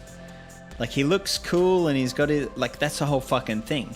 Is that his outward appearance, yeah, looks schmick, but he's fucking suffering and his life sucks. Like, you're not meant to want to be Don Draper after watching Mad Men. But these people are looking at it and going, yeah, wow, I wish I could be that. So it's 100% accurate to say we elect our school boards and they determine a lot about what's taught in our schools. State and country level. Boards of education. Oh, what? That is crazy. But don't you, like, also elect your sheriffs or your police or something over there? There was some controversy early last decade about a Texas Board of Education, including books that taught Moses was an uncontroversial historical figure. What? How do those textbooks even get written? Don't actually know the exact boundaries of their power, but determining what books are and aren't in a curriculum is 100% something they can do. What? That is messed up.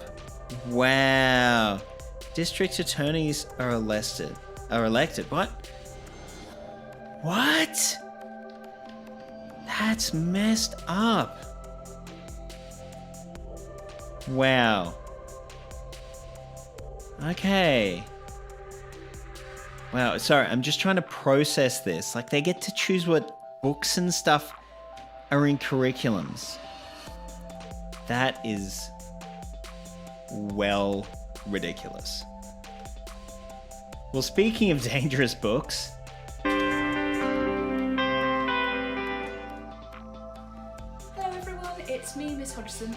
I'm an English, music and drama teacher based in London. I've got all sorts of games and stories and activities to share with you whilst you're at home. Today, I'm going to be sharing with you one of my favourite picture books, Julian is a Mermaid. Sheriffs and police are sometimes elected, but the head of a police force can also be a chief of police appointed by the mayor. What? So many political, appointments. We just have...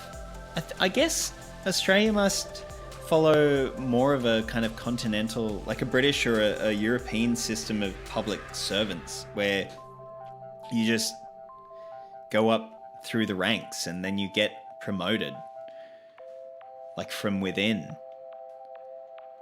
Because there is, our state education bodies determine what the curriculum is, but then they don't actually say what books are and aren't in a curriculum. Like, you can use whatever books you want as long as you can link them to the curriculum. That's wild. And the blurb on the back says, the day Julian sees 3 mesmerising women dressed up as mermaids, everything changes. All he can think of is becoming a mermaid himself. But what will his nana think?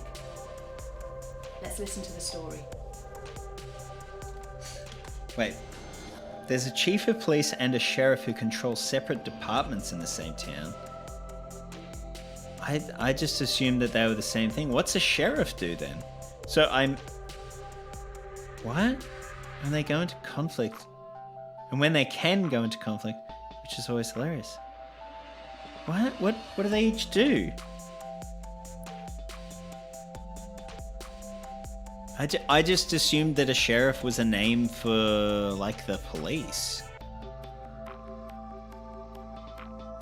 This is wild. I'm learning so much about America at the moment. Julian is a Mermaid by Jessica Love.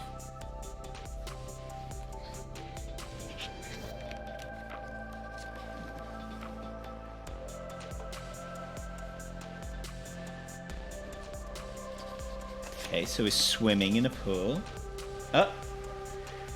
Uh-oh. Yeah, mermaids are sick. This is a boy named Mark. Julian. And this is his nana.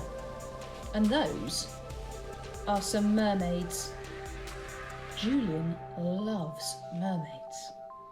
Yeah. Good job, man.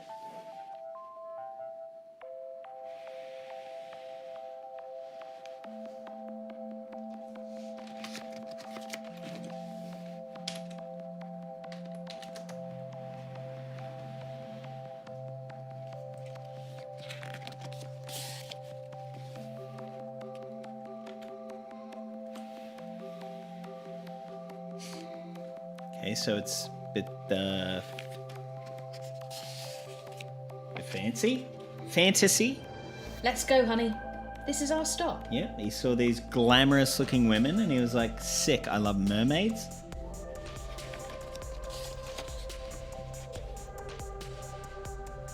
Yep.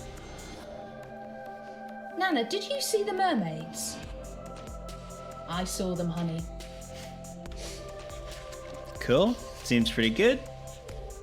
Nothing untowards. Nana, I am also a mermaid. Yeah, kids love. I'm going to go and take a bath. You be good.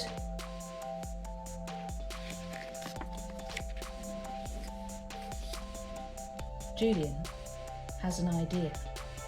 Yeah, so now he's gonna dress up. He's putting on a costume because he likes to be a mermaid. What riveting politically dangerous storytelling this is. Okay, he pulls down a sheet. And he's a mermaid. He gets in trouble. Because obviously... Shit, this is ruining Western civilization. Okay, I get this now. Come here, honey.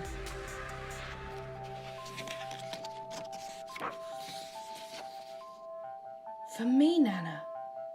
Oh. For you, Julian. Fuck it. Kids love jewelry.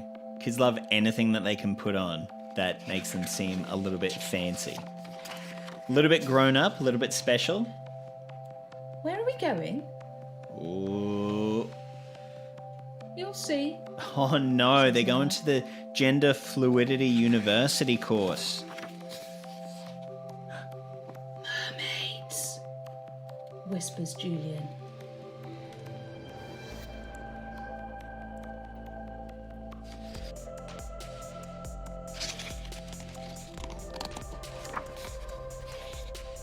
Like you, honey. Let's join them. Nice. So, and now he gets to be involved in a parade. And they do. People have got fish on their heads. People are dancing. There's the mermaid chicks. All right, let's see how they destroy Western civilization. Okay, this next, they're just swimming. So the next page must be like hail marks, down with capitalism. Huh, that's weird. That's so weird. That's so weird that it's literally just about a kid dressing up because he likes mermaids. How strange. Wow. Huh, yeah, I guess that is destroying Western civilization. So just going back here, like there's chief of police and a sheriff who control separate departments in the same town, and when they go into conflict, which is always hilarious, sheriffs are elected if I recall, and a chief is appointed. Sheriffs usually have deputies, and the chief of police usually has officers. Take this with some salt, by the way. I'm pretty sure this is generalization, that's it. No one has the same story on it because it isn't standardized. That is wild. America seems wild. This book is disgusting, dangerous, and overt mermaid propaganda being taught to children. See, I had exactly the same thought. I wonder if these people know, and the parents know, that mermaids are being taught to their children. They're going to go in and like, mermaids, like, and pink is for boys. It's pretty fucked up, really. Like, also mermaids. Did I say mermaids? An outfit called Only About Children. They actually run 75 centres around Australia. Oh, and they 75. decided in the month That's of the worst February one. that the children aged 3 and 4 need to be introduced to the topic of gender diversity. Mark, what the fuck do you think the point of school is? What's the point of going and learning things, Mark? Do you think maybe that when kids are in preschool or in prep, they are around kids of other genders? And do you think that they might have some questions or some thoughts about that? Do you think that they might be trying to traverse the terrain of how to interact with other genders and also where they fit in with that. Could a book that says you are allowed to like any colour you want be good for that? Do you think, Mark? I don't know, maybe. Through these books, Julian is a mermaid and pink is for boys, and they're trying to justify this in the most bizarre manner possible. The most bizarre manner possible. How is that, Mark? You've just made an assertion. Let's justify it now. Let's back that shit up, Mark. In New South Wales, they set up a thing called the Children's Guardian. And they put out some guidelines, I don't know whether they needed to, about... They put out some guidelines. I don't know whether they needed to. Isn't this whole fucking education bill about there needs to be legislation to protect our kids? Wasn't that the whole thing? Interesting, Mark. Interesting. It is really fucking wild. Like the Wild West. I remember seeing some movie with The Rock, and he was it Walk Tall? And he like is a veteran, and he comes back to a small town, and then he gets like attacked by developers, and then like gets voted in as the sheriff, and then like just starts some vigilante shit, and also like just puts all of his friends into positions of power as cops. Wait, was that the one with Johnny Knoxville? I think people shit talk that movie, but I don't think I minded it. Wait, so this is what they're angry about. Colours being okay and mermaids being seen as cool as fuck. It literally is. This is the two... Like I said before, this is a national program on a 24-hour news channel. Like Alan Jones's program would be one of the big ticket programs of the week. And they've got fucking News Corp, Rupert Murdoch money behind them, with researchers and all sorts of shit. And the two examples they have are the two books that we just watched. For how gender identity push in New South Wales schools, the subtext is destroying, dangerous for your kids. What the fuck? Like, it literally... Oh my... This was meant to be a chill stream.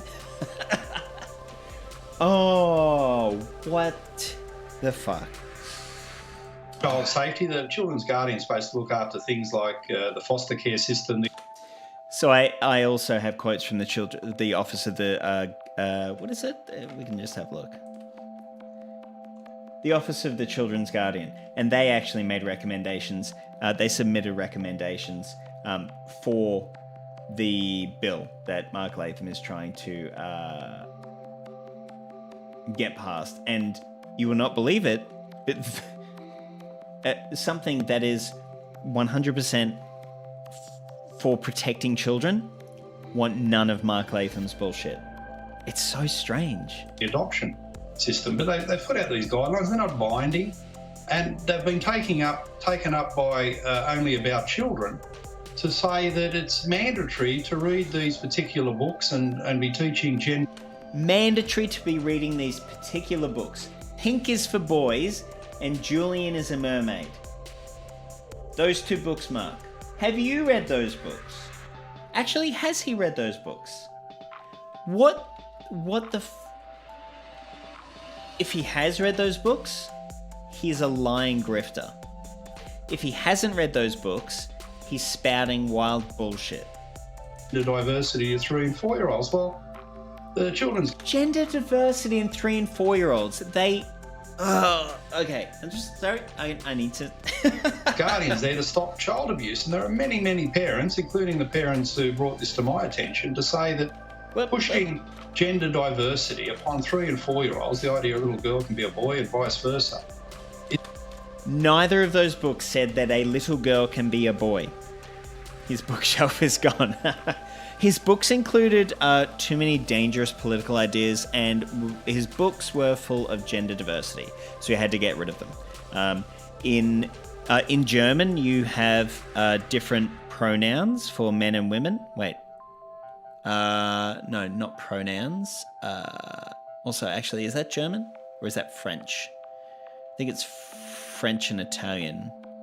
I think it's the Romance languages, isn't it? Well, not German. Okay, just disregard what I said. Those two books do not say anything about being trans. All they say is that kids can enjoy things. It's so fucked up. It's confusing. It's sexualising kids. It's sexualizing kids. What the fuck are you talking about? Brown is for girls. Brown is for boys. Oh, sexualizing kids. Blue is for girls. Blue is for boys. And also the color of a fucking baseball uniform. Oh, sexualizing kids. Plenty of languages have different nouns for men and women. Oh yeah, there you go. Well, he probably realized that, and that's why he had to get rid of his entire fucking bookshelf. Because that's dangerous gender diversity. Because C... Oh no, Mark never has to justify anything that he says. It's just dangerous gender diversity, political ideology, global identity politics, cultural Marxism. Who've got no awareness of this. It is, in fact, a form of child abuse. Let me just read what Childcare have described Pink is for Boys. Quote, the book rethinks and reframes stereotypical blue-pink gender binary and empowers children and their grown-ups to express themselves in every colour of the rainbow. That is... I mean, yes, I agree with that. However, that is the wordiest fucking way to say, this book talks about how you can like any colour if you are a boy or a girl. Full stop. Hi Amir, how are you? Just be warned, I'm going off at the moment. We started chilled out and now we're into just weird right-wing reactionary grifters. So just be warned that I'm going on a lot of very fun random tangents at the moment. The book... Okay, let's see what Alan is going to say about this explanation of the book. Which, sorry, does that mean that he hasn't read the book? Because fucking what? A lovely opportunity for our toddlers to learn more about identity. Let's just see the words that he emphasizes in that sentence. Is it toddler and identity? In every colour of the rainbow, a lovely opportunity for our toddlers to learn more about identity, gender stereotyping, colours, acceptance, inclusion and diversity. Identity, baby, please. LUI on the daily. Mark, they're 3-year-olds. I mean, this Julian is a mermaid. And they've got illustrations. Julian is a mermaid. And they've got illustration. He's read the blurb. The book is too complex for him. Look, I wouldn't be surprised if that was the case.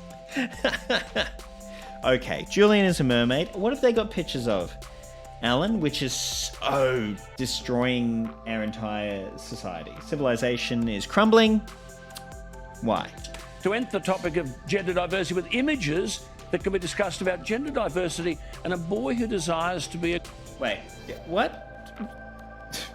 Alan, maybe it's because I paused it. Let's go again. The topic of gender diversity. Mermaid. Okay, go again. They're 3-year-olds. I mean, this Julian is a mermaid. Yep. And they've got illustrations to enter the topic of gender diversity with images that can be discussed about gender diversity and a book. They've got illustrations about gender diversity, looking at images about the topic of gender diversity, about a boy, yeah. And what a identity. And that's why we hate that word. Also, they definitely hate women. Boy who desires to be a girl.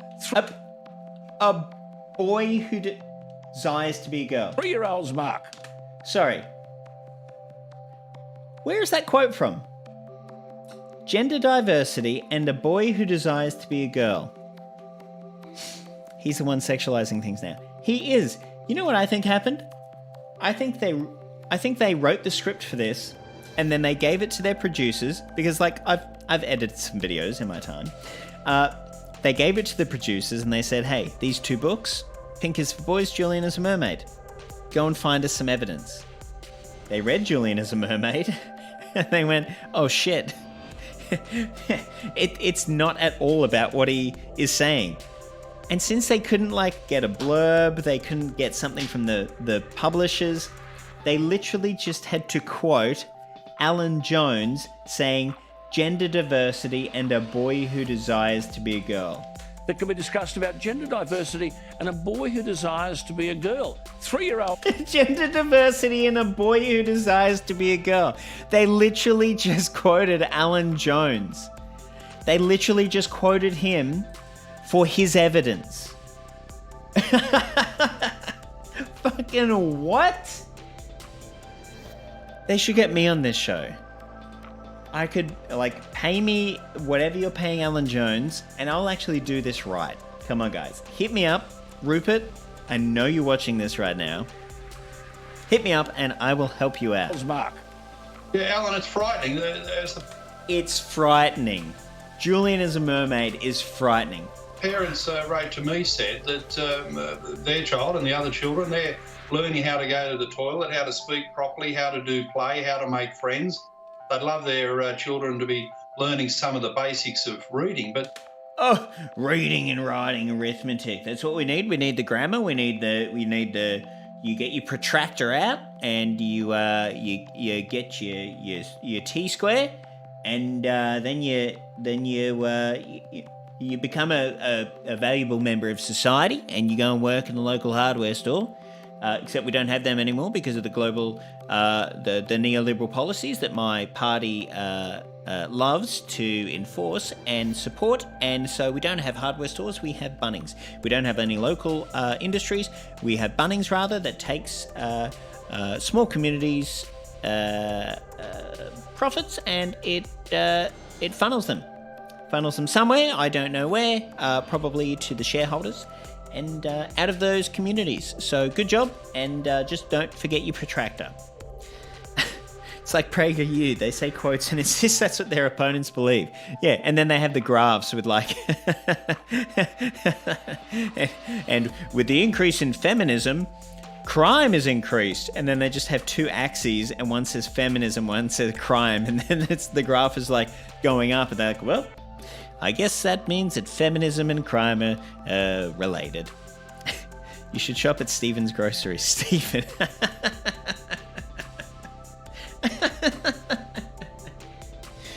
Worse, they quote each other about what their opponents believe. Yes. It's hilarious. And then they just go back and forth. I mean, it is the easiest grift in the world, right? This is taking more effort than it took to write this bullshit script for them to do this, 5-minute segment that I'm sure they got. So what, Alan Jones would have got paid? Anyway, a fuck ton for this amount of work. Take them down the path of gender diversity. Take them down the path of gender diversity, saying, do you like a colour? Do you like a colour? You know, colours?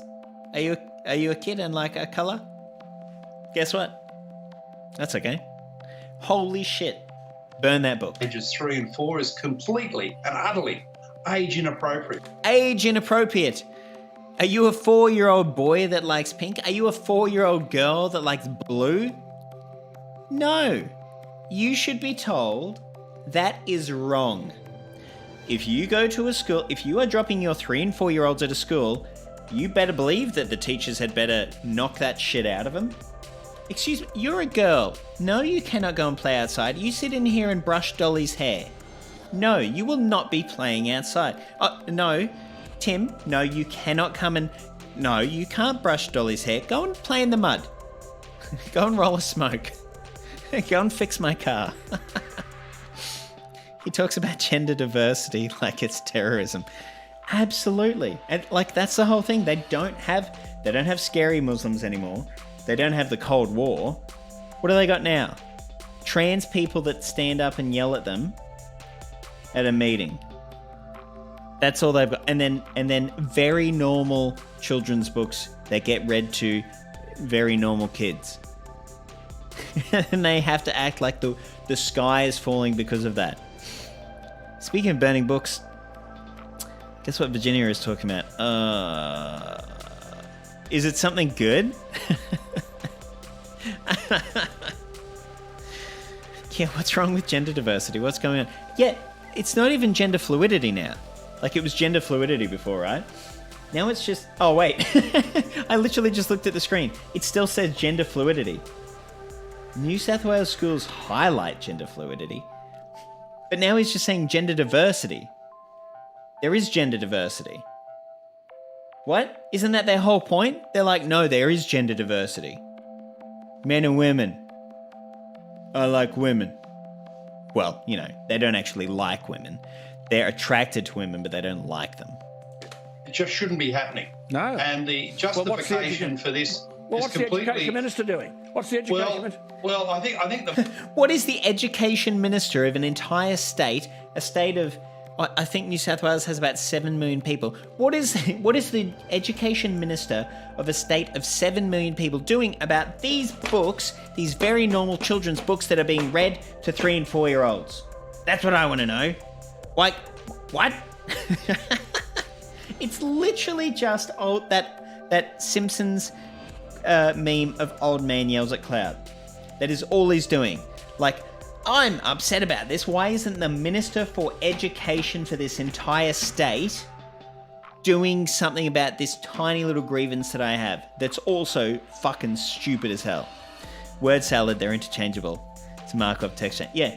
Yes, true. Like, they can say gender diversity, they can say gender fluid, like, eventually, like, they can say neo-Marxist and cultural Marxist and blah, blah, blah, blah, blah. Like, eventually it will be gender fluidity and cultural Marxism, and they'll be interchangeable.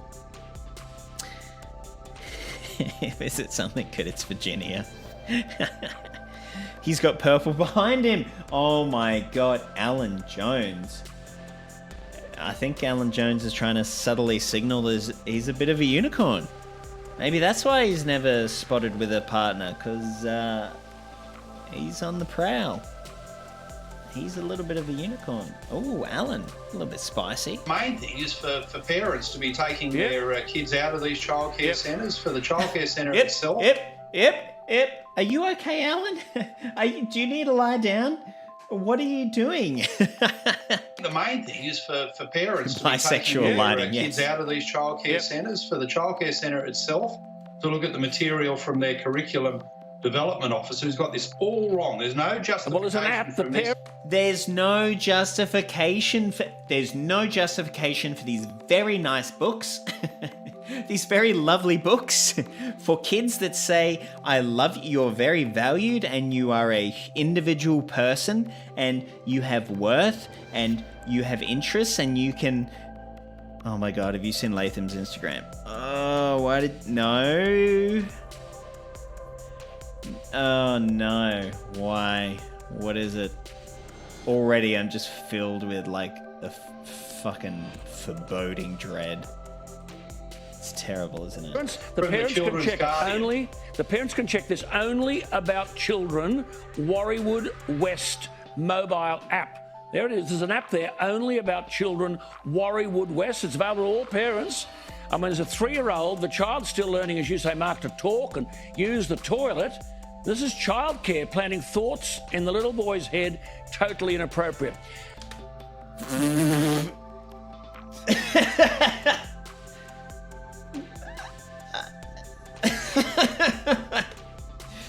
What are you saying, Alan? What are you saying? Alan!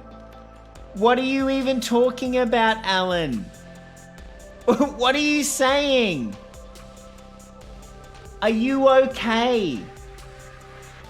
Maybe they fired him so he could go and have a lie down. He needed a lie down. Wow. Mark. And the federal and the state ministers should take off this centre, the registration. They shouldn't be registered. They should... The federal and state education ministers should take the registration off this childcare centre because they read Pink is for boys and Julian is a mermaid. Are you fucking kidding me? And then these people turn around and say government overreach. Oh, it's tyranny, it's fascism, it's a dictatorship. And then they're like, I think this childcare centre with all the childcare workers that work there, the person that owns the business, They should go out of business because they read very lovely books to children. They tried to care for children. They should go out of business. But also, I hate big government. I'll send a link. Half of its pictures of the worst food I've ever seen. The other half is hatred and conspiracy theories. So, about what to expect. Nice. He doesn't know how to use apps. No. I guarantee you that Alan Jones does not know how to use apps. Alan Jones was at one point the coach of the Wallabies. Because he's always on a tear about rugby union in Australia. Like, as in the rugby union, like, executive. Rugby union as, you know, the not company, not brand, what would you say? Like, the organising body of Rugby Union Australia. He's always fucking going on about them. And yeah, I found out that he was a coach for the Wallabies. Did he also play for the... What's the Japanese club called? Is it the Barbarians? They've got like a white and black. Anyway, that's a tangent. To look after 3 and 4 year olds, this is age inappropriate. And I regard it as completely wrong. And completely the children wrong. There are sort of becoming pawns in the political ambitions and God, and ideals of these adults who run. I will give him this. Yes, Mark, I agree that the children there are now becoming pawns in the political ambitions of adults who have a plan for them. I mean, unfortunately, it's you and Alan Jones. Unfortunately, those kids have now become political pawns because you are politicizing and sexualizing this entire thing that's fabricated out of fucking whole cloth and nothing exists. There's nothing untowards about those books. They are just very normal, very lovely children's books. But yes, now they are political pawns, and now you are calling for their childcare centre to get shut down. I 100% agree with you. Huh? Wow, we agree on another thing. Good job. The centre, pushing something that just shouldn't be exposed. Like if people, when they're adults, want to make all these decisions, well, you know, so be it. But 3 and 4 year olds, there's a sickness in this, Alan.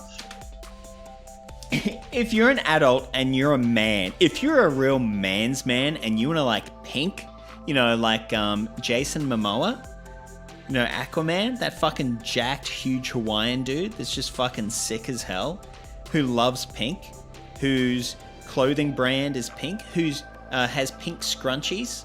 He sells pink shoes. You know, like if you're a grown man, a fucking man's man, and you want to like pink, go ahead. You know, like whatever. But this is, what do you say? If you're a kid, it's... When they're adults, want to make all these decisions, well, you know, so be it. So be it. You know, if you're an adult, so be it, I guess. You know, like, I can't stop you. I'm not big enough to stop you. I'd like to. If you were Julia Gillard, definitely come up and I'd shake your hand and I'd give you a bit of a squeeze of your hand and I'd try and tower over you. But, yeah, so be it. You know, so be it. But... if you're a kid, holy shit, this is the most fucked up shit ever. But 3 and 4 year olds, there's a sickness in this, Alan, and the centre should be losing its accreditation to operate and look after 3 and 4 year olds. Good on you, Mark. Good on you. Holy shit. Good on you for saying good on you.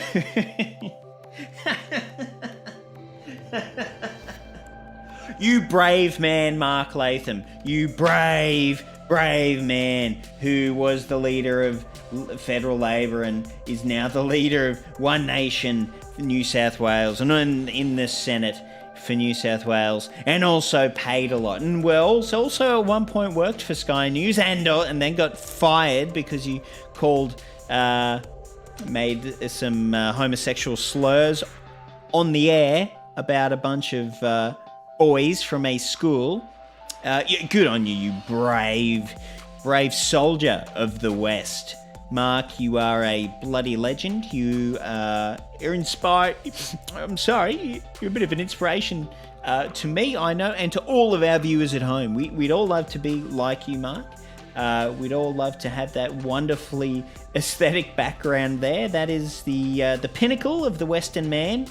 That is a direct continuation from Charlemagne through to Winston Churchill and also to Ronald Reagan and now to you, Mark Latham. That is a room of kings. You are a legend, good sir, and I salute you. Good on. I can't even bear to think of where we'd be without you on these issues, Mark Latham. And when's government going to put an end to this nonsense? I've not... Okay, I think my little speech was a lot better than that. Sorry, Alan. Yeah, you go ahead. You go ahead. I've not heard a syllable uttered by one Minister for Education, but our kids are being destroyed. Mark, I'm very grateful for what you do. Thank you for your time. Kids are being destroyed. What the fuck? Okay, so Mark Latham's Outsiders. Alright, I'm gonna have to check out that Instagram. That's fucked up. You should go through his posts. I don't want to do it now. Maybe I will. These are clearly two men very secure in their masculinity. Oh yeah, no, like a children's book that says boys can like pink does not faze them in the slightest because, one, obviously why would it? And two, they're just manly men. They're just very secure in their masculinity. They're men. Who said they weren't? They're men. Football, blue colours. I wish I got paid 6 figures to rant about gender on TV. Just in the other way. Wouldn't that be great? Imagine like a raft of left-wing media that just didn't have to back anything up. Could just have the most bizarre bullshit conspiracy theories, but good ones. Because all I could think of them was like the left-wing kind of quote-unquote left-wing people that then pivot on YouTube to a right-wing audience and start spouting conspiracy theories. I can even bear to think where we would be without you. I know. Oh my goodness. Can you imagine if Mark Latham wasn't a One Nation senator in New South Wales? Oh, Australia would be... Oh, they'd be down the toilet. It would be flushing toilets, that's for sure. He's talking about it like they're going around forcibly injecting young boys with estrogen. Yeah. Pink is for boys. Pink is for boys. That's like their slogan. And they go up and they've got the estrogen is glitter pink in the syringe. And they stick it in there and then they say pink is for boys, pink is for boys, pink is for boys. And then it turns them, I don't know, gay, trans, whichever's worse for these guys. Gay and trans, probably. And then all the women go and get engineering jobs and medical degrees because they liked brown.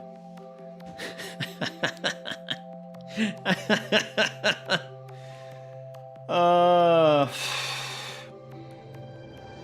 what a time.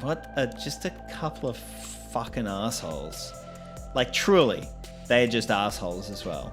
Like, their weird bigotry and all of their, like, just politically aggrieved, opportunistic bullshit.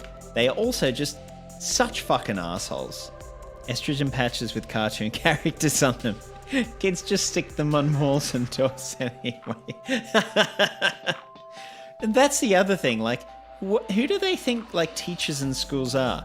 We can't even get all kids to hand, like, this is high school, but I can't even get all the kids to hand in an assessment, like, on the due date, as if I'm going to be able to indoctrinate them, like, against the wishes of their parents. Like, what the fuck are you talking about? Fred Flintstone, Ciproterine. Wow, I'm way too dumb to even pronounce that.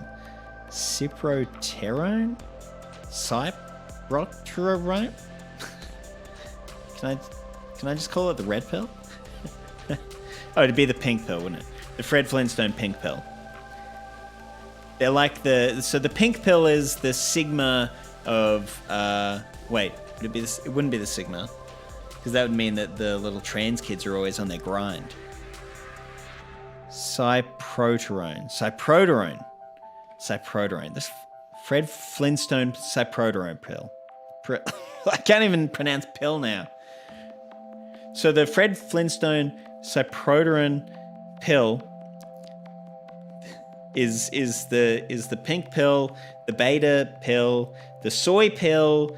The kids are getting soy pilled. It's gender fluidity, it's gender diversity, it's neo-Marxism, it's cultural Marxism, it's anti-capitalism, and it's just not on. It's just not Australian. You know, it's just, at the end of the day, it's not Australian. It's not what we stand for. It's not what we stood for 80 years ago. Probably not what we stand for now. But definitely not what we stand for 80 years ago when my views were mainstream. So they're just old, small weirdos. They really are. They really are pathetic excuses for humans that have somehow managed to fail their way upwards, I guess, up the chain, and now they have these positions of power and privilege. And then we'll turn around and say, well, Australia's a meritocracy. I got here based on how good I am. Alan Jones is like, no, there's no one else in Australia. No one else in Australia that could do this job better than me right now. Because it's a meritocracy. And Mark Latham is saying, no, I deserve to have the power to push through my agenda in New South Wales, in one of the biggest states of Australia, because of merit. Because of merit. And because of all the bigoted slurs that I've said. Now, it's 1 a.m. down there. It's 12:17 a.m. here. I think I am going to call it for tonight. This has been great fun. But we've got Mark Latham's Instagram to go through at a future date, and also the Anastasia Palaszczuk and Deb Frecklington debate, which I never saw. We'll definitely have to do that. Thank you so much to everyone for being here. This has been super fun. I have loved it. Even if my heart is now beating twice the speed it was when I started this, my chill little stream. But that was good. I'm glad everybody else thinks that those two are just pathetic, useless grifters that are tilting at windmills, as it were. And I'll see everybody next time. Enjoy your evenings.